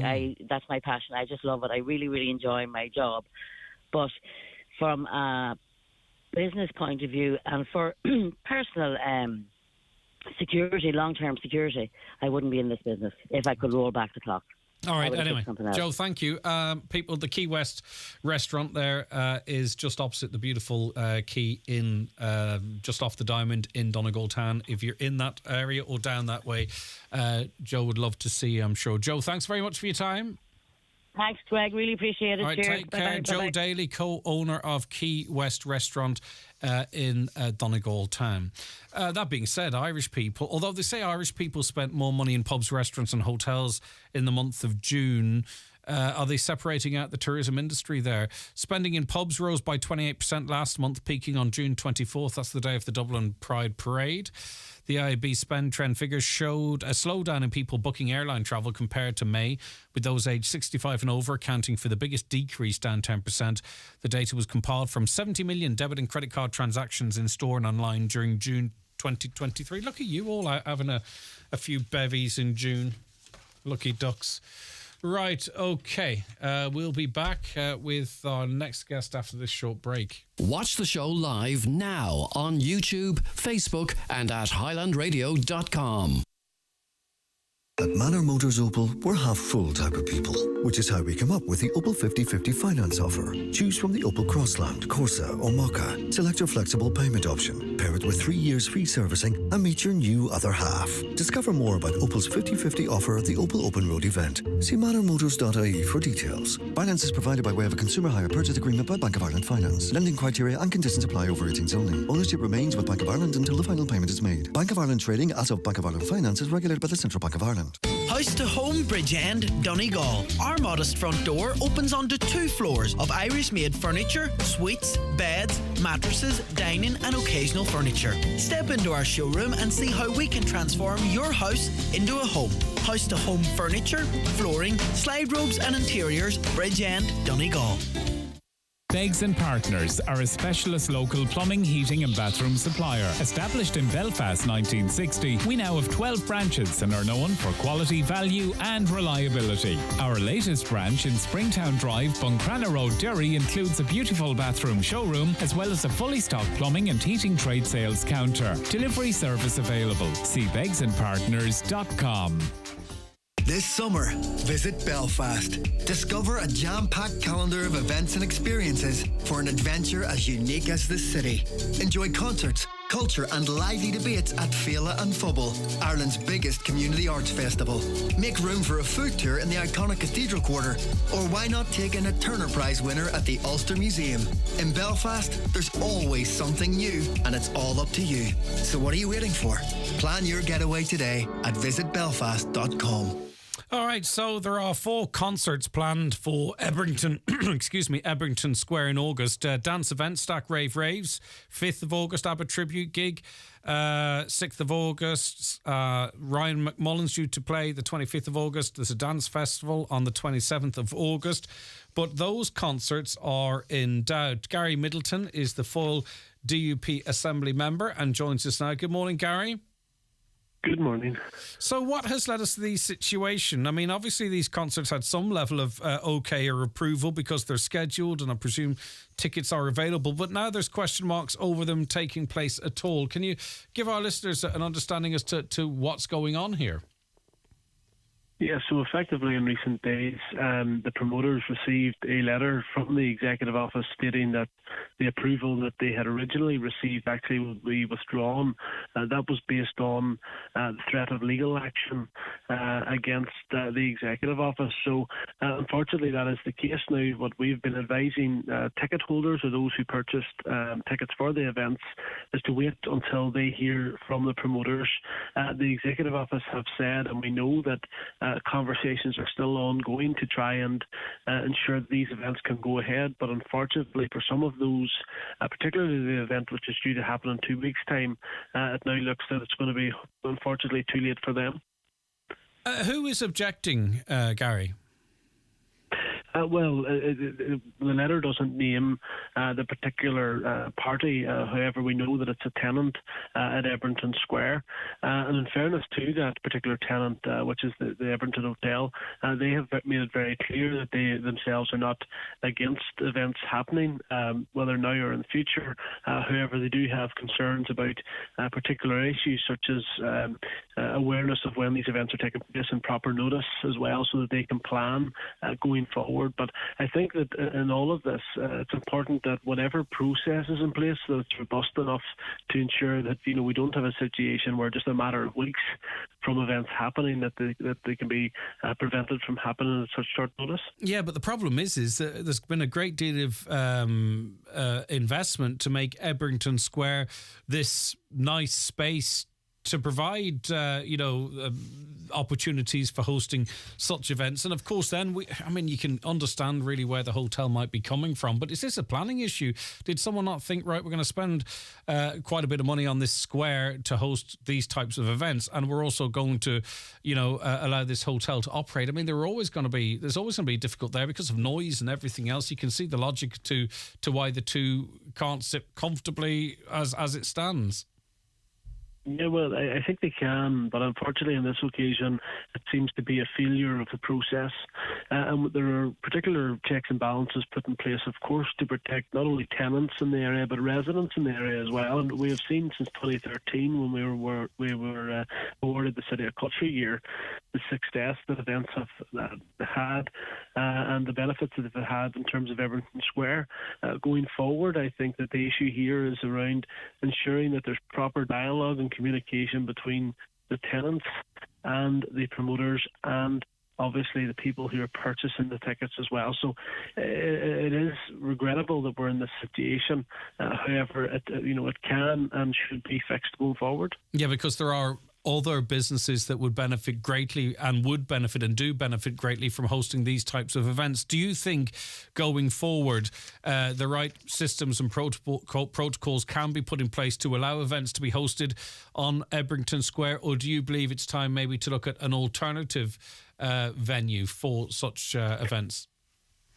Well, I think it can be a mixture of both of those things. I think that, yes, of course, the correct procedures can be put in place, but it's ensuring that the people are given timely notice of when events are happening, but also in terms of looking at other spaces. Of course, that's an option as well, and that's one which needs to be pursued, particularly given the proximity to the city centre. What we can't allow is a situation where a space such as Ebrington, which is paid for by the public taxpayer, the ratepayer, that space should be an area which can't be used. Of course, we need to ensure that it needs to be used to its full potential. And there is, its full potential is limited, isn't it? There's a certain amount of events that are held there annually, so already this is not a weekly occurrence to inconvenience those that might object. There is limits, isn't there? There are limits, and at the minute, a number of the tenants at Ebrington Square, as part of their contracts, they know that there's a minimum of 5 events per year. So it's not a case of something being there every weekend. We know that there's been a mixture of events which have been successful. The BBC Antique Roadshow was coming up very shortly, and that's quite popular. There's other car and vintage rallies that take place. Those things will continue as normal.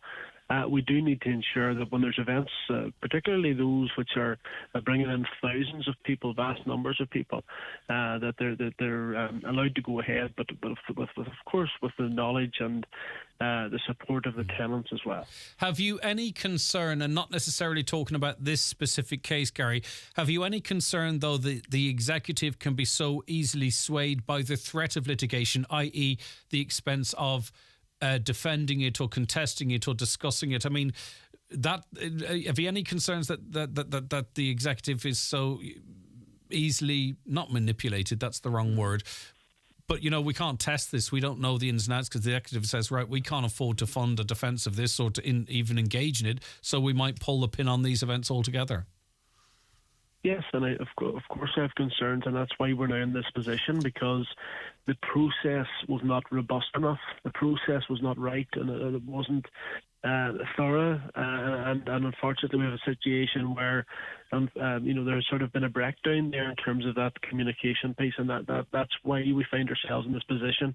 But that can easily be rectified going forward, because we see in other cities such as Belfast, where the Customhouse Square operates, they have several long-established festivals which take place there without any issues.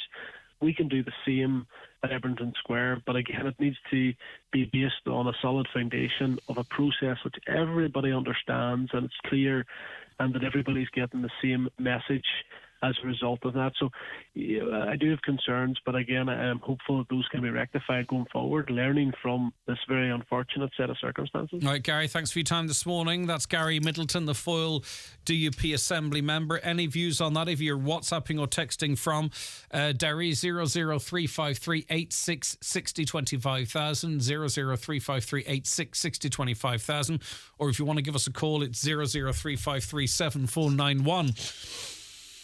25,000. Just take a deep breath. Okay. Hopefully a solution is found to that, because there's some brilliant acts coming to Derry, not least the aforementioned there. Something for everyone there, it would seem. All right. Good morning, Annie, Mary Jo, Beth, Patrick, Rosemary, Michael.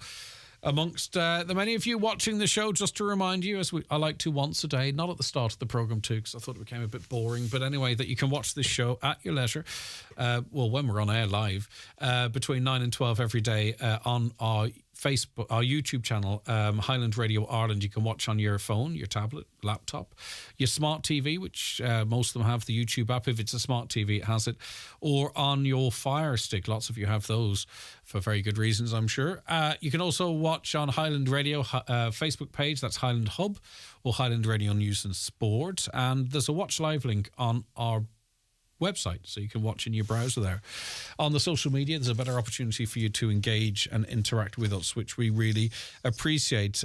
We've got a good morning from Rosemary and a good night from Rosemary as well. I'm not sure if you've switched time zones or it's a spelling error to begin with, but Rosemary, either way, whether it's morning or night for you, we are glad to have you on board. We received an email from a listener asking for some advice on a situation she's currently facing, and it reads as follows.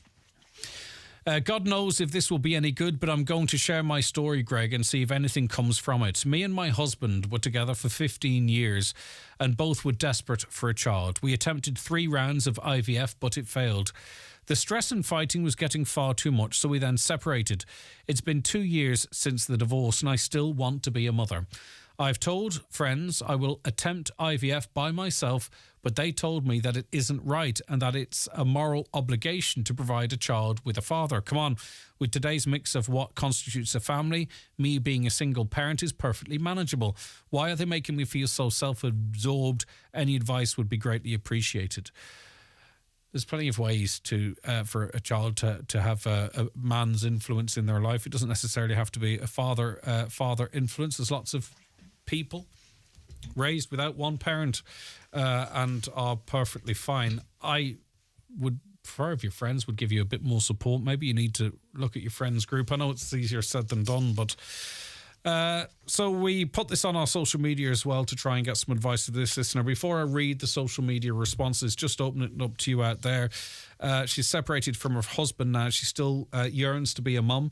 She's tempted to go down the IVF route by herself with donor sperm, I presume. But she's not getting the support from friends and family. They are saying it's a moral obligation to provide a child with a father. But then again, no father's better than a bad father as well, or mother for that matter. But anyway, listen, what does it matter what I think? Let's see what our listeners think. Lynn said she needs new friends. Lots of single mums and dads out there for many different reasons, and they do just fine, as do their kids. Kids need to be safe and loved. If she can provide that, then she should go for it. Arlene said no one has a right to dictate what's right for anyone, especially in a situation such as this. Their opinions are irrelevant. No one understands the want and longing for a child, especially if they already have children. Don't waste any time. Go do what your heart is longing for. Leave them people behind you. I sincerely hope and pray it all works out for you. And I get it. But you see, maybe if you're going into something like that alone, you sort of say, well, I'm going to do it on my own and that's fine. But, at least if times get tough, I'll have the support of my friends and my family. And maybe then you start wobbling, going, well, if my friends are speaking to me like this now, will they be there just a shoulder to lean on? So maybe that's also a factor. I agree with most of the comments so far, though. Another, true friends would support you no matter what. Don't let other people's opinions put you off what you truly want. It's your life to live it to suit you and no one else. Sounds like you'd give a child a loving home and be amazing mammy. Grace said, would you think about fostering a child? Donegal needs foster carers so much, or even adoption, and no, a child doesn't need to have two parents. Best of luck, whatever you decide to do. And Mark said, what strange friends you have. All right, so a selection of comments there, all in support of that listener. And as I say, if you want any help with a dilemma like that, we're more than happy to anonymise it, of course, and put it out there for the public to offer their views. And more people of you are engaging with us in that regard. So email comments at highlandradio.com and we'll post it out there and you can get a range of views, anything like that at all. Any, life dilemmas, moral dilemmas, social dilemmas, yourself. We'll see if we can help. A public interest message from Donegal County Council. Your voice matters and your vote is important. Local authorities are updating the electoral register and it's your responsibility to ensure that your details are current and correct. Even if you're already registered to vote, now is the time to check and either confirm or update your details by providing your PPSN, ear code and date of birth. To have your say on shaping Ireland's future, you must be on the electoral register. Checking is easy. Simply go to checktheregister.ie, the easy way to secure your say. Experience comfort like never before at half the price in our massive hotel quality mattress sale now on at Better Value Furnishings Moville. Due to overstocking, we must clear hundreds of mattresses at half price. Get your quality mattress at half price and sleep like a king. Better Value Furnishings, Main Street, Moville. See our Facebook for more details. Wedding suits packages are now 20% off. Just book your wedding suits before August 31st and get a whopping 20% off. Don't stand still. Evolve. Letterkenny Retail Park. Terms and conditions apply. Did you know that new tertiary degree programs are now available through Donegal ETB in conjunction with Atlantic Technological University? These unique degree programs allow students to remain in their local region while studying for a degree. If you're interested in getting a degree in business, lab science, sustainable engineering technologies, or general nursing, apply today. CAO points aren't required for this opportunity to explore university education in a flexible learning environment. For more information on how to apply, visit atu.ie/tertiary degrees. Don't miss an incredible night of country music with Derek Ryan at the Highlands Hotel Glanties on Friday, July 28th. Tickets are €20 and available from ticketstop.ie or by phoning the Highlands Hotel reception. That's Derek Ryan at the Highlands Hotel Glanties, Friday, July 28th.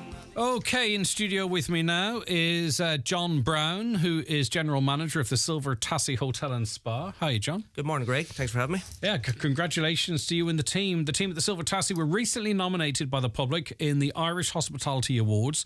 The awards ceremony took place recently and they won Hotel Team of the Year 2023. It's great to get that kind of an endorsement. for you, of course, but also for the hard-working staff as well. I'm actually delighted for the staff. As any business will tell you, without your staff, you're nothing at all. So I'm delighted, and especially after the last couple of years, it's been a tough couple of years, especially for anyone in the hospitality sector, opening and closing with COVID and everything out there, short-staffed, everything. And the work that they've put in for the last year or so is absolutely delighted us, management, everything out there, and we're delighted for them.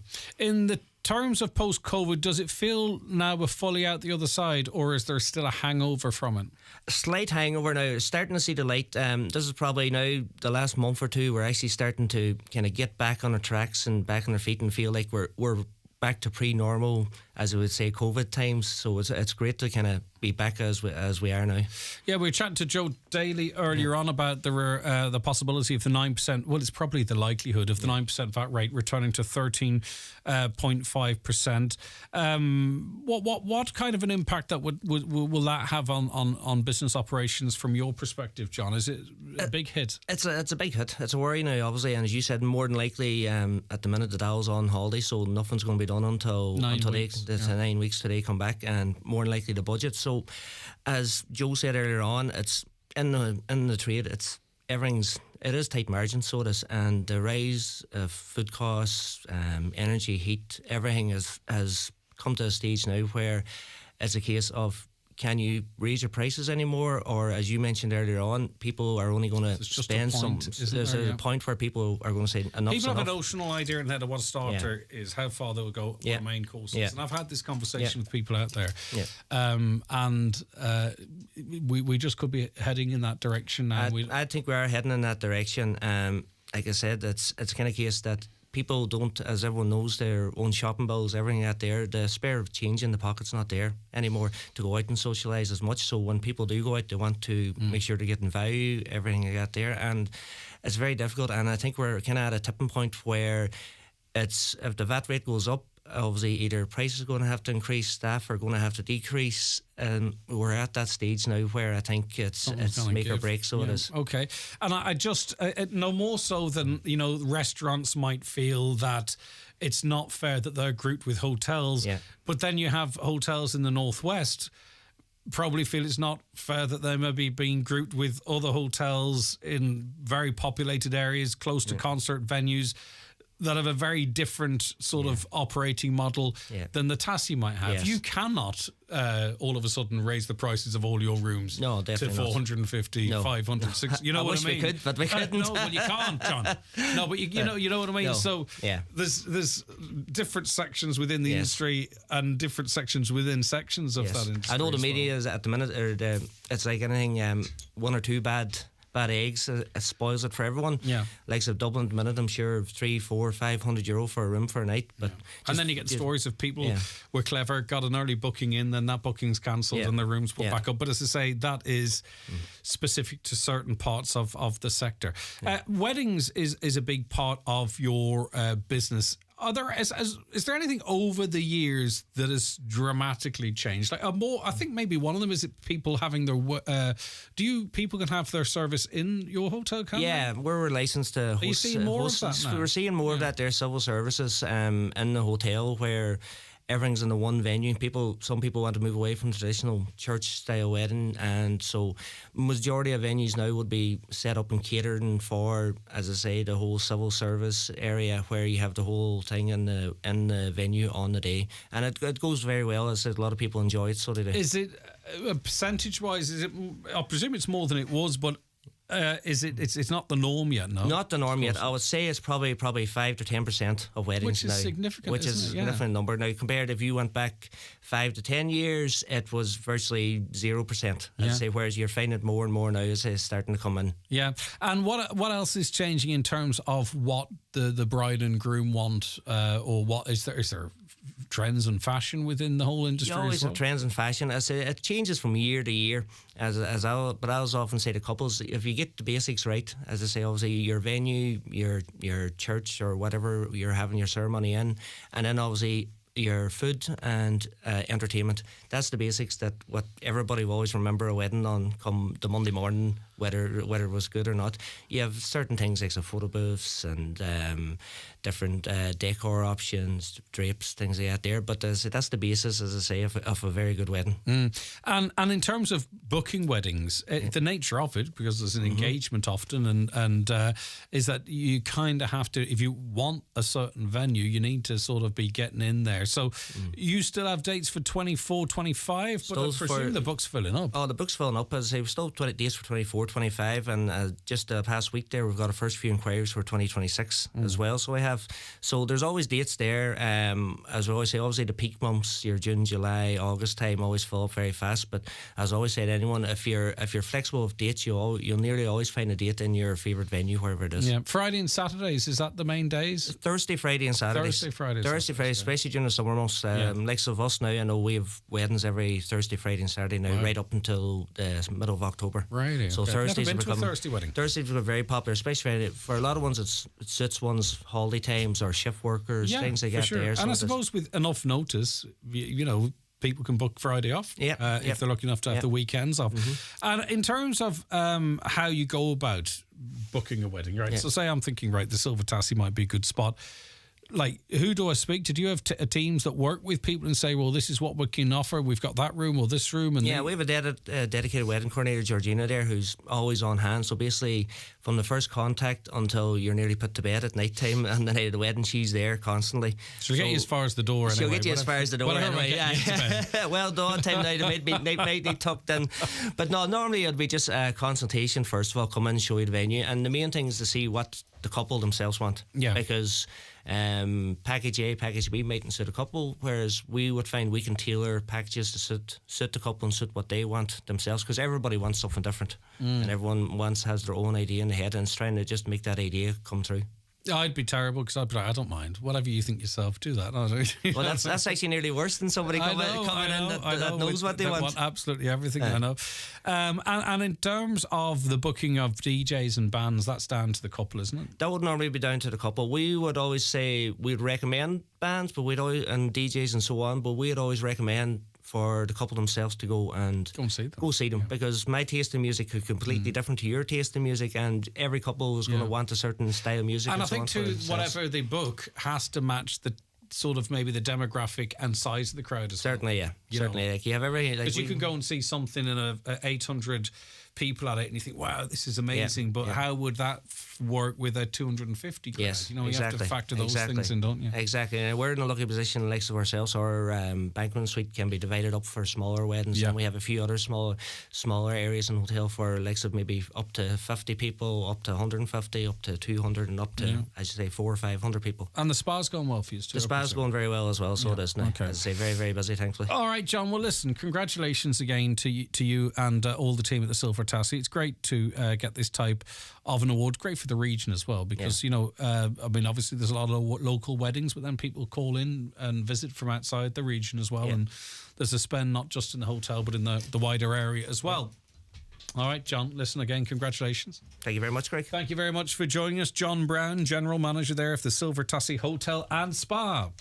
Entries are now being taken for the Clonmany Agricultural Show. Competitions in sheep, cattle, pony and horse, poultry, home industry, sheep shearing and show jumping. Entries close the 22nd of July. You can enter online at clonmanyshow.com or by entry form to the Secretary. Email clonmanyagrishow@gmail.com. The 2-day Clonmany Agricultural Show, the 8th and 9th of August. Packed full of events for all the family. Eating out later? Sister Sarah's mouth-watering menu is packed with tempting dishes and all-time favourites. Whether it's a special occasion or a private function, their party options and buffet choices have got you covered. Book now on 912238. Sister Sarah's, serving food you love until 9 p.m. every day. Well, Grace, how are you today? I'm good. I've just been down to the Made to Measure Fireplaces showroom in Creasla. They have an incredible selection of over 40 colours for kitchen worktops. And guess what? For a limited time, they're offering a 40% discount on any electric fire when you purchase a worktop there. 40%? That's an amazing deal, Grace. Absolutely. And trust me, if the discount alone doesn't sway you, their huge selection of fireplaces, stoves, wood pellet burners, beams and stone cladding certainly will. Contact Made to Measure Fireplaces Fireplaces Creeslough on 074 91 38 365, on Facebook, Instagram and on mtnfireplaces.ie. Milford Tiles, Wood Flooring and Bathware, Milford Retail Park. New wood flooring just arrived. 8mm AC laminate, $9.99 a square yard. 10mm, $12.50 a square yard. 12mm, $14.99 a square yard. Beautiful 8mm AC4 gloss laminate, $16.99 a square yard. All in stock, fitters available. Milford Tiles, Wood Flooring and Bathware, 083 091 0707. Okay, some comments as we head towards news at 11. My neighbours kindly planted 14 large shrubs in the communal area of our estate on Wednesday. Yesterday we discovered they were all gone, stolen. We wanted to put it out there that we have CCTV footage from a nearby home and find it pretty sad and alarming that this person would spend the time doing something so bizarre, and we hope they're doing okay. That comes in from a person in Elm Park, Buncrana. Another, hi, can I make a comment? My daughter goes to the CI Hub. It's the CI Hub in Letterkenny. She's got a mild learning disability and has went into every premises in Letterkenny for work, looking for one-day work experience. Not one got back to her, so disappointed. Or disappointing. So maybe there's a business out there. Sometimes these things don't make it as far as the manager. So this is a lady's daughter with a mild learning disability. That's how Mum described it. She goes to the CI Club Hub in Letterkenny and is looking for one day's work experience. Maybe someone out there can get in touch with us and we can put you together. Greg went to tax my van yesterday. It was queued to the door. All our councillors stepping about like prize pups with their tea and coffee. Not one of them could see the problem. The size of the place and 2 lanes open. I should have filmed it. The amount of people doing nothing, says that listener. These people better get used to this because all small businesses are going to be wiped off the map. Make no mistake of this. It's on the cards, full stop. Another, hi Greg, I'm now in my 60s. I'm 60-ish.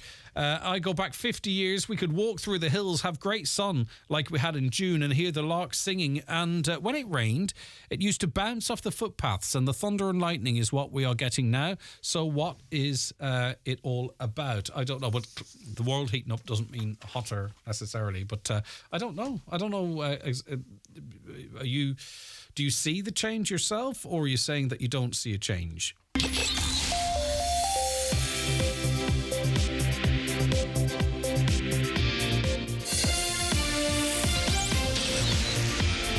Little People Big Dreams book series are now in McDonald's Happy Meal. The most inspiring... All right, it's all gone Pete Tong. I've pressed the wrong buttons, but it's 11 o'clock. We'll get back to the ads there. It's 11 o'clock, time for a news update, and it is over to Michaela Clark. Thanks, Greg. Good morning. The Child and Family Agency says it is at risk of failing to meet required standards of care due to its increased reliance on emergency arrangements to house children in state care. Tusla's annual report noted its use of emergency placements is one of the main risks it's facing. Earlier this week, retired Dublin District Court Judge Dermot Sims wrote to the government and Tusla over the welfare of some children in care. Police in Strabane say they're concerned for the whereabouts of a woman missing from the Clady area. Michaela McSorley was last seen in the village at around 6 a.m. yesterday. She's described as being around 5'8" in height with a slim build and long dark hair. 4 concerts planned for Derry's Ebrington Square have been thrown into jeopardy after permission was withdrawn by its Stormont Department due to possible legal action. The Northern Ireland Executive Office says the previous approval granted for the events planned for August was withdrawn as it faces a threat of legal action by a third party if they go ahead. It's understood the objector is a tenant at Ebrington Square.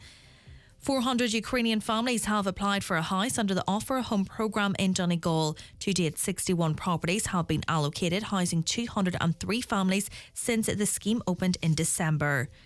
There's been a drop in the number of burglaries in Donegal. According to PhoneWatch.ie, CSO figures show a 6% decrease in burglaries in the county. 120 burglaries were recorded in Donegal between April 2022 and March 2023. The cost of a pint is to rise by 4 cents from August the 14th. It's the second time this year Diageo has increased its prices and says it's down to rising costs. The Vintners Federation of Ireland says it will be calling on the company to review its decision immediately. And repairs to a burst water main are ongoing in North Inishowen. Donegal County Council is advising that supply disruptions may be experienced as a result in Malin Town, Malin and surrounding areas. Works are scheduled to take place until 3 o'clock this afternoon. Those are the latest headlines. We'll be back with an update again at 12 noon. Thank you very much indeed, Michaela.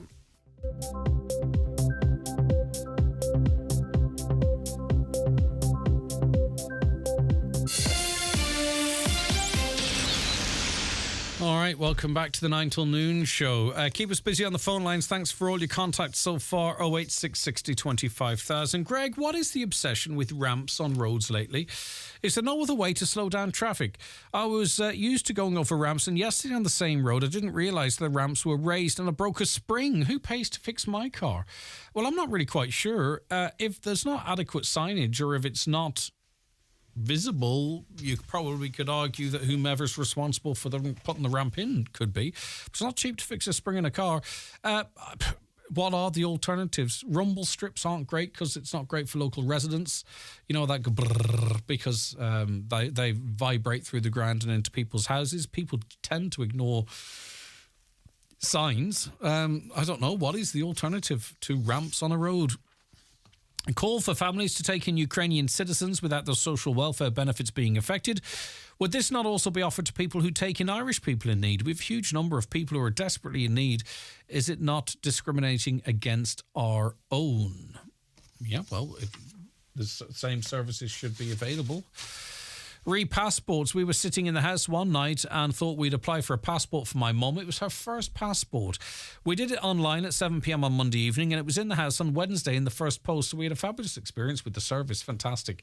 It can be slightly different with the first passport for younger ones, especially if, maybe one of the parents is deceased, or there's a separation, or a divorce, or whatever it might be. It can be far more complicated than for child protection purposes, I presume.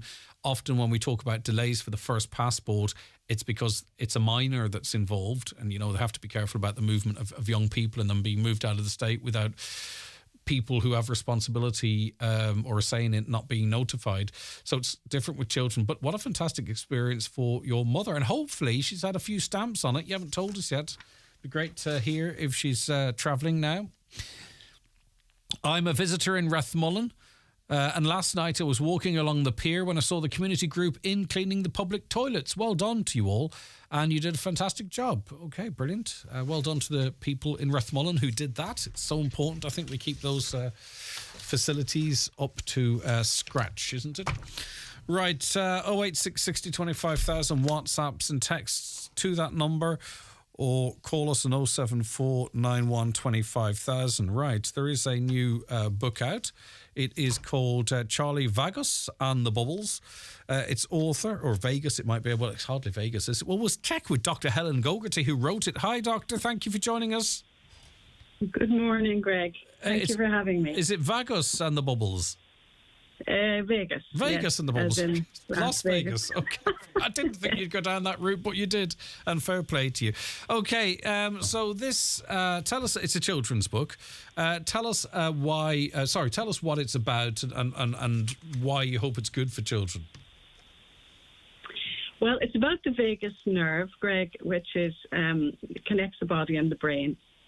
It helps children, I hope, to understand their nervous system, what happens to all of us when we get stressed. So there are three general patterns in terms of both attachment theory and polyvagal theory, which are the theories that this book is based on. And so we tend to be either calm and connected, which is where we want to be, but we're there some or most of the time. But when we get stressed, we tend to either go into fight or flight responses, which would be things like feeling very emotional, feeling angry and upset, for children feeling very dependent and seeking closeness to their parents and so on. Or else we go into kind of shutdown, withdrawal, becoming emotionally avoidant. So there are those three patterns, and attachment theory explains them, and so does polyvagal theory, which is about the vagus nerve. The vagus nerve runs all the way down the body, and branches off into all the major organs and the face and the hands and the heart and the digestive system. So a lot of children, I've worked with children mainly in foster care for over 30 years.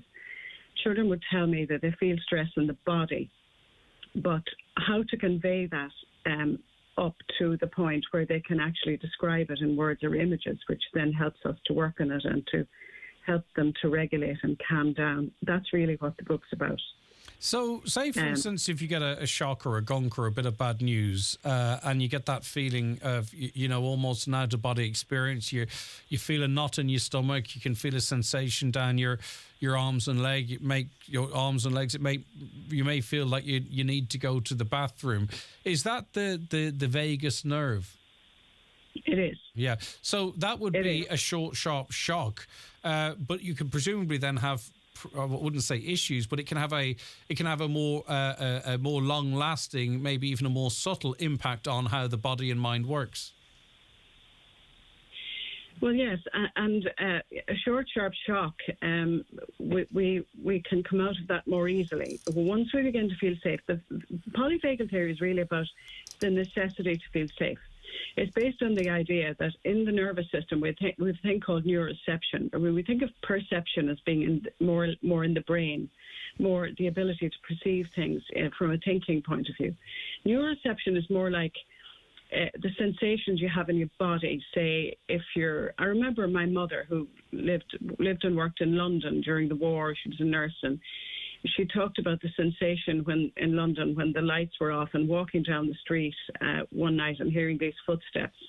Now, that could have been a perfectly normal situation, but darkness, footsteps, somebody you can't see, that sets off your neuroception of danger. So then your nervous system prepares you for fight or flight, and it pumps energy into the muscles for fight or flight. But there's also this other system that you can go into, shutdown, where it seems your nervous system makes a decision, if you like, although it's not a cognitive decision, that it might be safer just to lie very still. And do nothing. Just to help me better understand, and we're all learning as we're talking here. So say, for instance, say public speaking is one of the things that people don't like. To some extent, it's yourself that's trying to protect you from something bad happening, is it not? It is,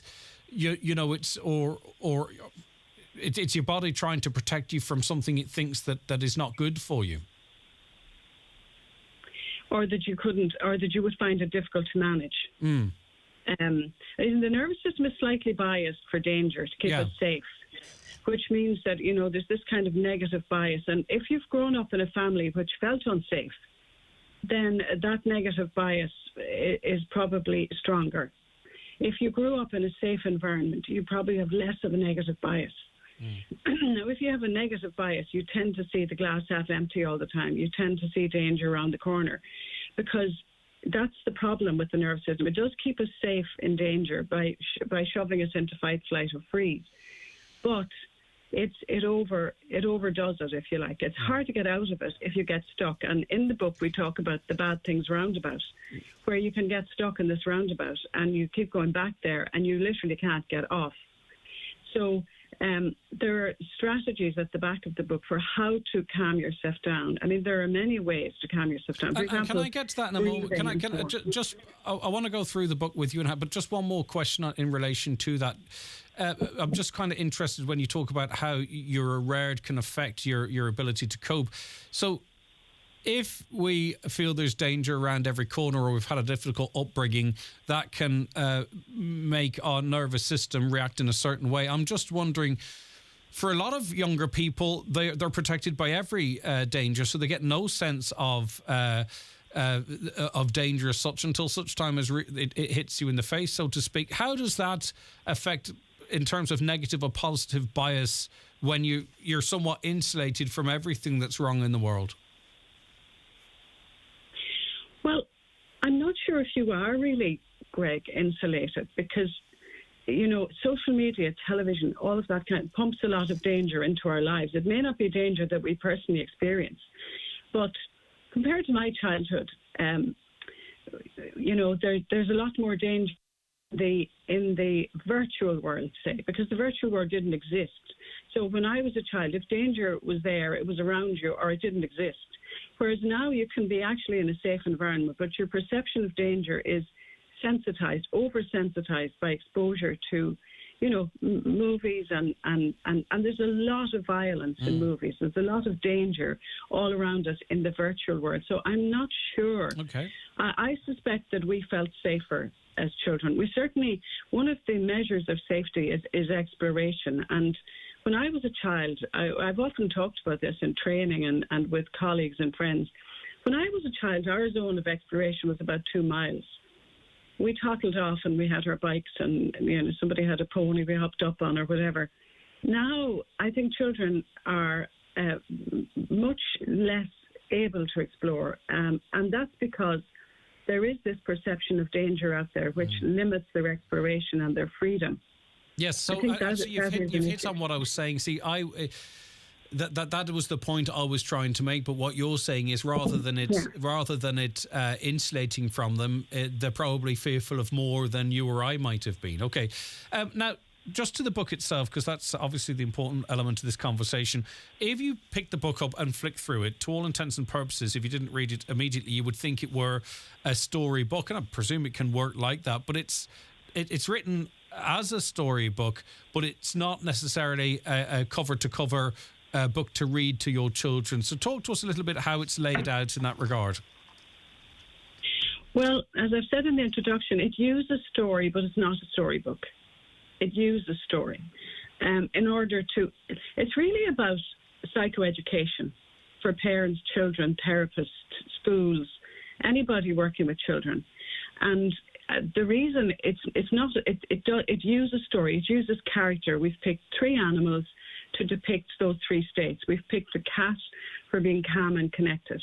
We have picked a meerkat for fight and flight, and we've picked a tortoise for the shutdown, withdrawal, dissociated response, where children lose awareness because they move into an imaginary world which feels a lot safer for them. My colleague Miriam Gould did the drawings, and I love working with Marie because she's able to depict these states in such a way that they're really accurate, but they still have a fun element. So children can look at them and not feel, it doesn't scare anybody looking at them, and yet you're looking at these states of fear, if you like. Exactly, and I think parents will get I think it will give a good understanding to parents as to what's going on when the young person says, I have a knot in my tummy or I feel like this, and also, really, I think it's really... The simplicity of it, I think, might help parents as well to understand what might be happening with their child. Well, exactly. And with younger children, so you don't need to read the whole story of the text to younger children. You can just show them the pictures. Older children like the text because, teenagers and even adults like the understanding of it's trying to bring neuroscience, neurobiology, the brain-body connection into simple language that we can understand. Because once you understand these, Basil van der Kolk, who's a world expert in trauma, talks about blowing up or shutting down. And they're the 2, stress responses. The other, of course, being when we're calm and connected, the state we try to get back into. But once you identify that you go one way or the other, well, then the thing is, how can I get out of this? And in order to get out of it, especially if you're a child, you have to be able to signal your need, and you have to be able to convey the sensations you're feeling in your tummy in a simple verbal way, either through words or pictures. And that's why we put in bubbles, because it all came from actually a tea timer I bought in Germany that children loved. I still work with children as a therapist, and they love this idea of bubbles coming up. So it's an idea that you can move this sensation, you can communicate it to yourself, to your higher brain, to your thinking brain. You can also communicate it to people around you that this is what you're feeling and this is why you might be feeling it. Yeah. And then you can get the help you need. The bad things roundabout you mentioned earlier on, and as I say, relevant to children but adults as well. It's a place where they get stuck thinking about bad things that had happened no matter how many times they tried to get off the roundabout. Scary red bubbles kept bumping into them and pushing them back on that circular thinking.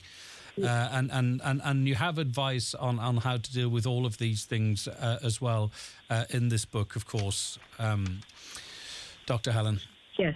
We have it in the back. We have some suggestions in the back. There are other ways that one can work with this, and I think we might come to further ideas about that in the future. But at the moment, these are very basic ideas about emotional regulation and how to help children to become calmer. Method now for a couple of years, and getting children to draw their nervous system, to draw that roadway, and to see where the bubbles are, and to also to put in the blue ones, because a lot of the time, because of that negative bias, we can't think about the blue ones. I mean, you might be a great dancer, you might be a great singer, you might have a best friend, you might love riding your bike. There might be things in your life that you don't think about enough that actually do help you to emotionally regulate. And when you think about them, every time you think about them and put them in a bubble, you strengthen them. And that helps you to stay calm. Okay, I think it's going to be. I think it's going to be a useful. It's going to be a useful book for parents and parents helping their children. It's Charlie Vegas and the Bubbles, and my ignorance leading into this, I didn't make the connection with the vagus nerve, but here we are. Every day's a learning day. So, how do people get hold of the book? Well, it's for sale in a website called Buy the Book, which is an Irish website for marketing books online, buythebook.ie. It's also available in the Four Masters in Donegal Town, and it's for sale in a Novel Idea in Ballyshannon.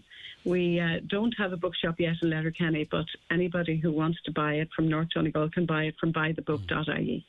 And is it former Donegal Town GP Dr. Marie Drumgoole that did the illustration? It is indeed. Is it really? It is indeed. Okay.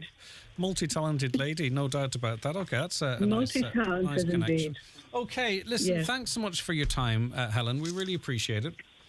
Thank you very much, Okay, Greg. take care. Dr. Helen Gogarty there, author of Charlie Vegas and The Bubbles. And as I say, I think it'll be useful for some people out there. The county's #1 talk show, The 9 till Noon Show on Highland Radio. Balderdash, poppycock, porcupines, whispers, untruths, fake news, or as the kids say, cap. Seeds have been planted that Skoda has no stock. Let's put the rumours to bed. At Skoda we have Scala, Superb, Octavia and the fully electric Enyaq, all in stock, ready for immediate delivery and to drive home today. Visit skoda.ie to see for yourself. Skoda. Let's explore. Your local Skoda dealer is DMG Motors, Clar Road, Donegal Town. Call 074 9721 New this week at Home Store and More. All school bags are all half price. But better hurry, because when all the half price school bags are gone, they're gone. Also, all indoor clothes errors and all outdoor cushions are still all half price. But when all the half price indoor clothes errors and all the half price outdoor cushions are gone, they're definitely gone. Drop by your local Home Store and More, or visit us online at homestoreandmore.ie. New store now open in Frascati Centre, Blackrock, Dublin. Home Store and More. A happy home. Summer reductions on your favourite brands at Brian McCormick Sports, Brooks and Asics with 20% off. Check in-store and online. Brooks Glycerine and Adrenaline 22 GTS save 20%. Asics Keanu 29, Asics GT 2011 save 20%. Get ready for the summer and save 20% off your favourite kids' Asics trainers. Look the part, play the part. In-store and online. Click and collect on bmcsports.ie. At Hickey Clark and Langan Insurance Brokers, they compare quotes from all the leading insurers, so you get a great price. Home, motor and van, farm, holiday home, travel and liability insurance, they quote them all. So if the worst happens, you're covered. For a competitive insurance quote today, call Hickey Clark and Langan on 9126688 or pop into their office at Ballymacool, Letterkenny. Hickey Clark and Langan General Insurances Limited, trading as Hickey Clark and Langan, is regulated by the Central Bank of Ireland. Highland Radio time checks with Expressway. Travel Route 32 from Letterkenny to Dublin when you book online and travel for less. Expressway, bringing you the time at 21 minutes past 11, it's time for Wellness Wednesday. Cancer Trials Ireland, the national organisation dedicated to advancing cancer clinical trials, has announced details of a new research survey of women with breast cancer whose cancer is spread, also known as secondary Metastatic Breast Cancer Survey, Ireland's first ever patient-led research to undergo rigorous ethics and scientific approval, is being spearheaded by Siobhan Gaynor, a former research scientist who has also been diagnosed with secondary breast cancer. Siobhan Gaynor joins us on the programme now. Thanks so much for your time today in helping us get this information out, Siobhan. Thank you for having me on, Greg. Why did this need this particular study, this particular research, do you feel? Well, when I was first diagnosed with metastatic breast cancer in October 2020, I, as a scientist, my go-to is go see what the data is, what the information is, look in the scientific literature, Google search, what everyone does. And I realised very quickly that there's very little information available to support patients around what I call the non-tumour stuff. So the psychological supports, emotional supports, information about your diagnosis, other aspects of your care. And in fact, there's very little information available. The more doctors and patients I spoke to, I realised that this was a problem. We have very little information on this cohort of patients. And so the idea for the survey began. What might we learn, or what could be important to learn, Siobhan? What would be important to learn is what are the aspects of our disease that we find most distressing. How do we get information about our disease, our subtype, what our prognosis is, how long might we live for? Should we be public about our diagnosis? Where can we get further information? How much is this going to cost us? It's an expensive process being a patient. In my case, I had to medically retire, so that had its problems financially as well as emotionally. And really what our needs are. As a cohort, we're living longer, thankfully, due to advances in our treatment around the tumour. But really what we want to know now is how to best support us as we are living longer with this disease. Yeah, so individually, people are asking themselves the question, do I tell my family? How long might I live for? What is the cost? How am I going to fund this? There's many people individually thinking that let's get together, find answers, and maybe put in place some supports that people can go to when they're already obviously dealing with the presumably the huge shock of secondary cancer.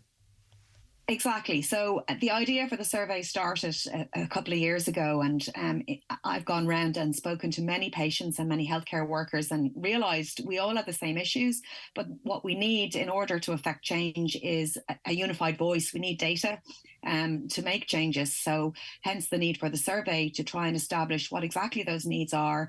And then further to that, how do we ensure that those supports are in place? Speaking to a number of breast cancer survivors over the years on this programme and others, one of the greatest fears is that everyone thinks, well, that's it now. You've got the all clear, those words that we use. But having spoken to people that are affected by it, they are afraid of it coming back. Do you think if there was more information on what happens when it does come back, or more supports in there for those that might go searching it out to comfort themselves or otherwise, that it might also help that cohort of people? Yeah, I hope so. I mean, I obviously am a firm believer in information is power, and, suppressing something that might not happen to you or not understanding it, that's a problem as well, because you're living with a fear that may not be real in actuality. It's estimated over the course of a patient with breast cancer's lifetime, there's about a 30% chance of it coming back. Now, that may not be a problem in later life, but when you're a younger patient, in your 20s, 30s, 40s, 50s, 60s, that is a problem. But nonetheless, I feel that it's very important to understand what the symptoms are if it does come back, and to get help as early as possible. What kind of questions are asked in this survey, Siobhan? So we've questions about your own understanding of your diagnosis. Do you understand what your subtype is? Do you understand what that means for you? Do you understand what treatments you're getting? Do you understand the language, the terminology? Have you got support for your condition from people outside of your medical oncology team? Have you sought support, for example, from a psychologist or otherwise? Where do you get your information from? What are the costs associated with this condition? Will it impact my fertility, which unfortunately it does? does. But then again, have you got any information about that? Have you had any referrals to satisfy those needs? Because whilst we're living longer with the condition, we still want to live well, and we still want to get as much out of life as we possibly can. So these are all the questions we feel that are important for patients with this condition. There probably isn't any questions in this area, but I wonder how big a part of the experience is it, Siobhan, in that how people interact with you or how you talk about this to other people. I mean, I'm looking at you now. I could say, you know, you look great, you look healthy, and then if you might feel compelled to say, well, I might look like that, but this is the situation. Is that a thing as part of having a non-curable secondary cancer? Absolutely. So I suppose that the frightening thing for people is, yes, I do look well, and certainly that is the case. I'm relatively stable and relatively well. But of course, there's things that you don't see when you look at somebody visually. But more importantly, you know, doctors need to know about this, and our healthcare workers. So, for example, for me, you know, pain was a big problem in the first few years. Now, thankfully, that's mostly under control. But tiredness is a big issue, and that was one of the reasons why I had to retire. I just wasn't able to sustain either full or part-time work. So, you know, for example, after today, I'll be in bed for the afternoon. You're not going to see that. Your listeners are not going to see that. So the reality of living with it is that I, yes, have handicaps and disabilities that are really not visible. And the question for me is, how can I improve that? And how can I highlight to people without frightening them that, you know, breast cancer does and can come back, not for everybody, and we're making huge strides. But even if it does come back, you can still live your life. You know, I joined when I first was diagnosed with metastatic breast cancer. I found it very important to seek out other women with this condition, and I joined a fantastic support group called Positive Living, which is run by the Marie Keating Foundation. And the name appealed to me. You know, it is about positive living. Whilst I may not know how much longer I have left to live, I can still enjoy my days. And so it's very important to seek out support for any stage 4 cancer. Support from your peers is really, really priceless. Yeah. So, I mean, obviously, we'll talk about how many women you wish to engage with and how they'll do that in a moment.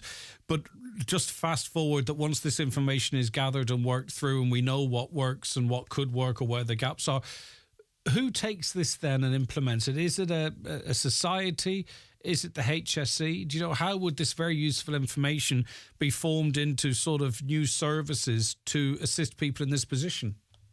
Well, firstly, what we'd hope to do is obviously publish the data and get it out there in the medical literature, because I have a feeling that this isn't just an Irish issue. You know, this is an international issue. So I know from talking to many in the field, many experts in the field, they're looking forward to getting the data, because they're simply not aware of how best to support us, what our needs are, hence the need for the survey. But further to that, at a local level, at an Irish level, you know, we would be talking to the Department of Health and the National Cancer Control Programme within the Department of Health, who are tasked with exactly this, developing guidance and support for all cancer patients.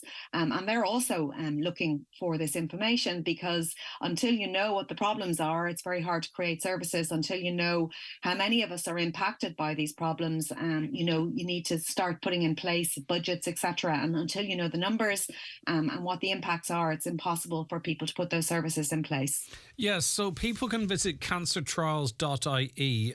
Is it clear from there where people might go to sign up, and what qualifies them to sort of be a good fit for this survey? Yeah, indeed. So the information on the survey is actually on the front page of www.cancertrials.ie. Many other cancer charities, Irish Cancer Society and the Marie Keating Foundation, also have links to the survey. So what you do is click on the link. There's lots of information on Cancer Trials' website about the survey if you want to listen or read about that in advance. Click on the link, and to be eligible to complete the survey, there's a couple of introductory questions around what your diagnosis is. So obviously, you need to be diagnosed with secondary or advanced or metastatic breast cancer, and you need to live on the island of Ireland. This is an all-island survey across the 32 counties. And once you have confirmed those eligibility criteria for the survey, you're through into the survey itself. 60 questions. We've timed it with some test patients, and we reckon it will take 20 to 30 minutes to complete. And I don't know how to phrase this correctly, but how can you encourage and make sure that this is representative? In other words, that it might be quite difficult to face some of the questions in a survey like this, but you do want to hear from those people as well, if that makes sense. Absolutely, yeah, that's been a concern when we were talking about the survey and designing it. So one of the things we felt was important was that it was anonymised, so that people would feel more able to give of their information. So we're not collecting patients' names, for examples. We're trying to figure out where all of these patients are located. So we do ask in which county you're located and where you're receiving cancer treatment. We also recognise that for some patients it may be difficult to engage online. So we would urge you to ask your children or indeed your grandchildren to support you in this regard. It's relatively straightforward. We have road tested it in that it's not asking for loads of text. It's simply asking a series of questions. Yes, no, not applicable, brings you to the next question on the survey. So it's relatively intuitive. We believe that it is easy to navigate, but if you need any support, please email us at info@nbcsurvey.ie, and we're happy to support you further if you're having problems. And whilst I recognise you're asking people to engage in something at a very difficult part of their lives, potentially dependent on attitude, there is an opportunity to be part of something that could be very, very important for yourself or for your children or future generations. Exactly. And I think one thing I recognised when diagnosed with an incurable illness, your first thoughts are, well, first of all, how do I improve this for others? But how do I improve this for myself? And this survey is that opportunity to help create those services that you believe that you need to support you, but also for those that come behind us. And I think that's something that instinctively you feel as a patient in this position. How do I make this a better experience for those going through it behind you next month, next year? And automatically, by completing the survey, you are serving that purpose. And so it's a way to feel purposeful. I felt when I had to retire a little bit of lack of purpose in my life. And that's what this survey is all about, is putting meaningful information and questions out there that people hopefully will engage with and understand, and if they feel the same way or differently, that's also important to understand, to have that information to provide the services that we need. And in a way, you did retire, but it's also, to some extent, an extension of what you did, in that you were 3 decades in developing medicines, undertaking clinical trials, so that formed part of your professional career, and this is in the same, I think it seems to be in the same space. Absolutely. The irony was, as a researcher, I had worked in breast cancer, so I understood the scientific and medical aspects. But what I quickly realized as a patient was, in fact, it's the non-tumor stuff and the psychological aspects, the trauma, the nature of this diagnosis, how do you tell your family, all of those aspects that are actually just as impactful, dealing with side effects of your medication, symptoms of your treatment. How do you deal with, the fatigue, for example, which is a problem for me. And those aspects, whilst relevant and important, are better served by the medical community at this point. All right. It's been a very interesting conversation for me, at the very least, and I'm sure all of our listeners as well. Siobhan, thanks for your time today. Thanks very much, Greg. Bye-bye. Take care. Siobhan Gaynor, member of the Cancer Trials Ireland Patient Consultants Committee. If you wish to take part in that survey, you can go to cancertrials.ie, cancertrials.ie, and help formulate, hopefully, a new health and psychosocial services and resources for people with secondary incurable cancer. Watch the show live now on YouTube, Facebook, and at highlandradio.com. Transform your home with a visit to McGinley's Furniture, Letterkenny, located at the Portlink Business Park just off the Port Road. You'll find a huge selection of top quality suites, beds and mattresses, also slide robes and custom-made dining and occasional furniture, with prices to suit every budget. See the great choice for yourself at our showroom, McGinley's Furniture, Portlink Business Park, Port Road, Letterkenny. Click mcginleysfurniture.com. We're sorry to inform you of yet another delay. No, not the train this time, it's John. He's delayed getting his eyes tested. If he's accidentally sat in your lap, knocked over your suitcase, or kissed you instead of his wife, we can only apologise. John has now been informed that eye tests and glasses from the €69 range at Specsavers are free with PRSI or medical card, so there's no need to delay booking an appointment. Find out more at specsavers.ie. John, can you get off my lap? An apple a day keeps the doctor away. Yes, but a Joy apple keeps the sadness away. Crunchy, juicy with a hint of acidity. Get some Joya in your favourite store. Eat Joya, taste the joy. And with the Joya contest, you can win an electric car. With 232 underway, it's not too late to secure your new Kia. With the Kia Ceed petrol and diesel, the Sportage in hybrid, plug-in hybrid and diesel, and the award-winning car of the year, the EV6 all-electric. All available for immediate delivery. Call into iMotors in Letterkenny or Malin to find out more. Open 6 days a week.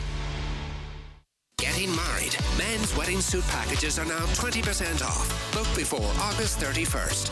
Evolve Clothing. Letterkenny Retail Park. Terms and conditions apply. Business Matters in association with the ATU Donegal Faculty of Business. If you have an undergrad in any discipline and would like to reinforce it with a Masters in Business, ATU are offering their Masters in Business Management Conversion Programme. Call 9186 206 or email donald.hannigan@atu.ie. Okay, it's that time of the week again where we catch up on the latest business news across the region and beyond, and also have a look forward to Island Radio's Business Matters podcast, which is live for you now to listen back to or listen to. We'll get to that in a moment after we say good morning to Kieran O'Donnell, presenter of Business Matters. How are you getting on? Good morning, Greg. How are you? I'm doing good, thank you. Let's get to some news. Start off with some good news for a person from Falcara. Yeah, a Falcara architect has won a major award in the UK for an innovative family home renovation and extension. Breed Carr, who is a director at Randall Design Group in Chichester in south east of England, won a Sussex Heritage Trust Award for the South Downs Cottage. So this project, Greg, involved the full renovation of two original Georgian estate cottages, which are understood to date back to 1795. All right, good news for the Carrigart area. Yeah, the Donegal Boardwalk Resort at Carrigart has been granted planning permission to extend its facilities. Donegal County Council has given the green light for 10 new glamping pods, 5 pitches for tents and 10 new spaces for camper vans. And permission has also been approved for a new reception building, shop, cafe, showers and toilet and laundry facilities. Well, already a lot going on in that area, so that's a huge addition to that. Do you know what they need to do as soon as possible, separate to this, is build construct the pathway from Carrigart to Downings. There's lots of foot traffic, cycling traffic on it, and hopefully the bikes will get onto it. It's been approved, it's ready to go. It was supposed to be there, I think, a couple of seasons ago, what have you.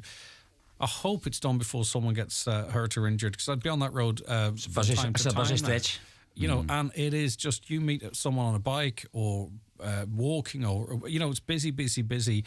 I think the money's there. I think the planning's there. So the sooner that gets done, the better. Now, that's separate to this development we're talking about, which is a bit further up the road. But it's a real important piece of infrastructure for that area, hopefully before someone gets hurt or worse. Okay, great to see further development. Right, Bolt. Yeah, bike share company Bolt has said that it has reached 5,942 unique users in operating for just 1 year in Sligo. And that town has a population of just over 19,000 people, Greg. We actually talked about this last year when it was launched. So the figure that they've given, it includes 872 users from overseas, and the company operates 45 countries and 500 cities across the world. So users in Sligo clocked up a total of 153,000 kilometres, with one cycling 47 kilometres in one trip and another taking 530 trips in a year. So I heard you mentioned briefly about the scooters and that sort of stuff. So I started to see, is there going to be a change in how people go about maybe taking on this sort of form of alternative transport? I think 5 years in a town like, say, obviously the biggest town in Donegal, and of course we've got Derry City as well, but the biggest change in 5 years will be how all that traffic is managed. You know, where are they stored, where are they put, the infrastructure for the alternative there's mode. a lot around already, right? And that's without the green light being given. Most people won't do something if they don't think it's legal. That's the truth. So Yeah. as soon as it becomes the law, we will see more and more of these scooters around the place, and e-bikes. Yeah, it'll be interesting to see, if that's obviously Sligo was taken as a pilot project, will that be replicated?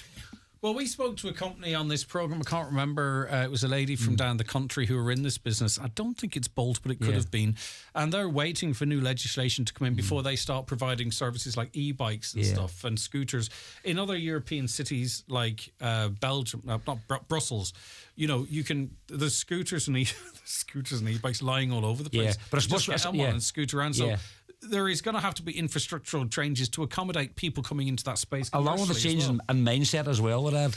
Yeah, and you know what? It might fast track a regular town bus service or something, because things do need to change, Greg, anyway. Exactly. Okay, so we'll see, but I think from now and in 5 years, we are going to see an awful lot of changes. All right, in-person workshop. Yeah, an in-person workshop entitled "Think Like a Video Marketer" will be held at the CoLab in Letterkenny on Thursday next. This is July the 27th. Sponsored by CoLab Northwest in association with Letterkenny Chamber, the workshop will be delivered by Letterkenny Chamber members Kieran Moore and Chris Kelly from Inbound Studio and Dip Dab Media. So, Greg, this event is aimed at business owners, team members and those interested in or responsible for creating, organising or promoting video content. Check out the Chamber's social medias, social media platforms for more. Places are limited, and I suppose, again, it just underlines the importance of where the whole way and how we promote business is going. Yeah, apparently you're an old fart if you say collab. That's what I've been told here, that you have to say collab. Well, Niamh, is it collab? Collab, yeah, so not collab. We will stick to collab. No. Kieran, Has Niamh started a campaign to change it? Or change the pronunciation? I'm going to have to drag you kicking and screaming into 2023. It's collab. Okay. To be continued off air. You're an influencer now. You have to make sure to get it right. So it's collab Northwest. All right. Well, it depends now. Is that collaboration Northwest, or is it collaborative, or is it I don't know. It depends. Rather than give you a wrong answer, I'll come back with a proper answer next week. Okay. How's that? We'll put that on the top of the list. 24 houses, bar one, set for Dunfanaghy. Yeah, planning permission is being sought to build 23 houses in Dunfanaghy, as you say, Greg. The application for the proposed development at Hornhead Road has been made by CR Renaissance Properties, and the decision is expected from Donegal County Council by August the 31st. Okie doke. Now we are going to take a short break. Kieran's going to stay with us, and afterwards we're going to look forward to this week's podcast, get a clip from it as well. Stay right where you are. Sometimes it's just bad luck, but sometimes it's negligence. From minor bumps to life-changing injury, every accident has a story. Time to call McElhenney and Associates. They'll assess the situation, advise on solutions, and lead the way if any litigation is to follow. From motor accidents and workplace accidents to slips, trips and falls, call today on 074 917 5989 or find us online. Let's get you started on the road to recovery. McElhenney and Associates Solicitors, Stranolder. How can we help?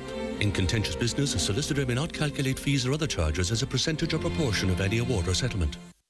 Century Complex Letterkenny are holding their annual charity Family Fun Day in aid of the good and new Donegal Cancer Bus on Wednesday the 26th of July from 12 p.m. to 3 p.m. Check out our Century Complex social media pages for more information on how you can help support the charity while having fun on Wednesday the 26th of July at Century Complex.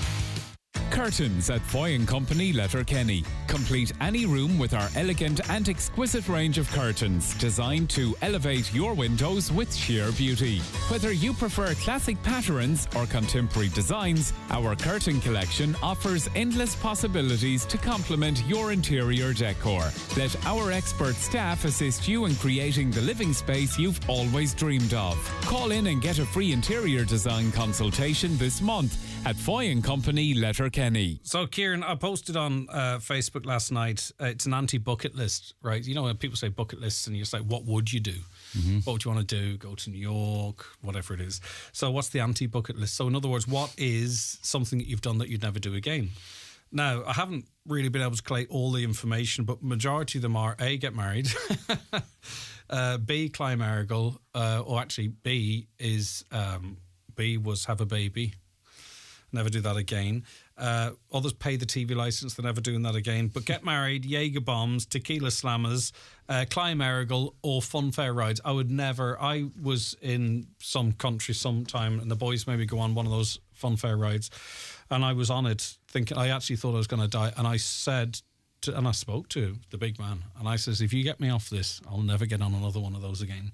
And I've stuck to my word. So, Kieran, the question is, before we talk about this week's podcast, what is your anti-bucket list? What would you not do again?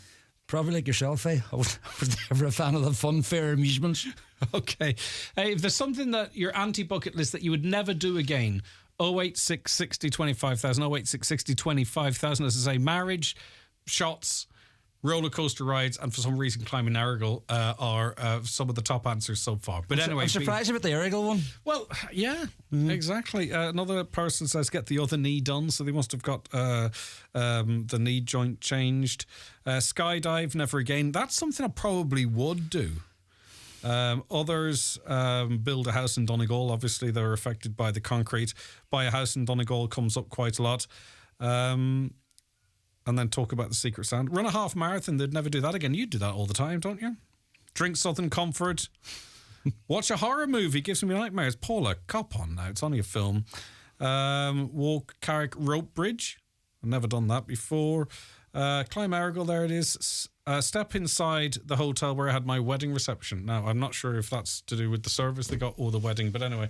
Okay, that's a distraction. But if you've got your anti-bucket list suggestions, 086 60 25,000. Kieran O'Donnell is presenter of the Business Matters podcast. That's what he came in for, not to listen to me waffle. So let's talk about your guest this week. Kieran. Yes, Greg, my guest this week is Shannon Porter, founder and owner of the Milk Bar in Kerrigan's.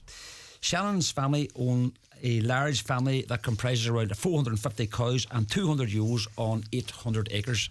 She graduated with an honours degree in agriculture in 2021, and a few months later she opened Donegal's first milk parlour after an investment of around €100,000. Shannon also has a full-time job with Smith Steelside as a sales representative for animal feed. And during our conversation, Greg, I asked Shannon what was the reaction of her parents when she told them about her decision to set up the milk bar. Mom was like, yes, come on. Mom's a great supporter. Dad, like, no. He was so scared and everything. But I took him around to places, showed him things, there was quite a few around Northern Ireland at the time. So, we literally just did a day trip and we just went and maybe seen 5 vending machines. We spoke to the owners, and once Dad seen that, he was like, okay, this maybe can work. But then he was so scared that, maybe we shouldn't have it here in the home farm. He was like, people aren't going to come because we are in the middle of nowhere. We between Newton and Johnson, we are in the countryside of it. So he was very, very concerned that people wouldn't come. He thought maybe we should have it in Letterkenny town or into Derry City. You'll have such better people moving about there that could stop and get it. But I was like, Daddy, I want people to see where their product comes from. Okay, so I had people drive up the road, the cows are crossing the road to come into the parlour, and I'm able to do school trips, I'm able to do events like Easter events. I wouldn't be able to do that if it was in Letterkenny town. Right, so hold on a second. You were at the milk bar. I was. What is it then? It's an open planned log cabin with a bottling vending machine and a milk vending machine. So you can bring your reusable bottle, correct, plastic bottle, fill it up, and away you go. Yes. And is it pasteurised milk or is it? It's very much towards the natural milk that we would have had growing up. Yeah.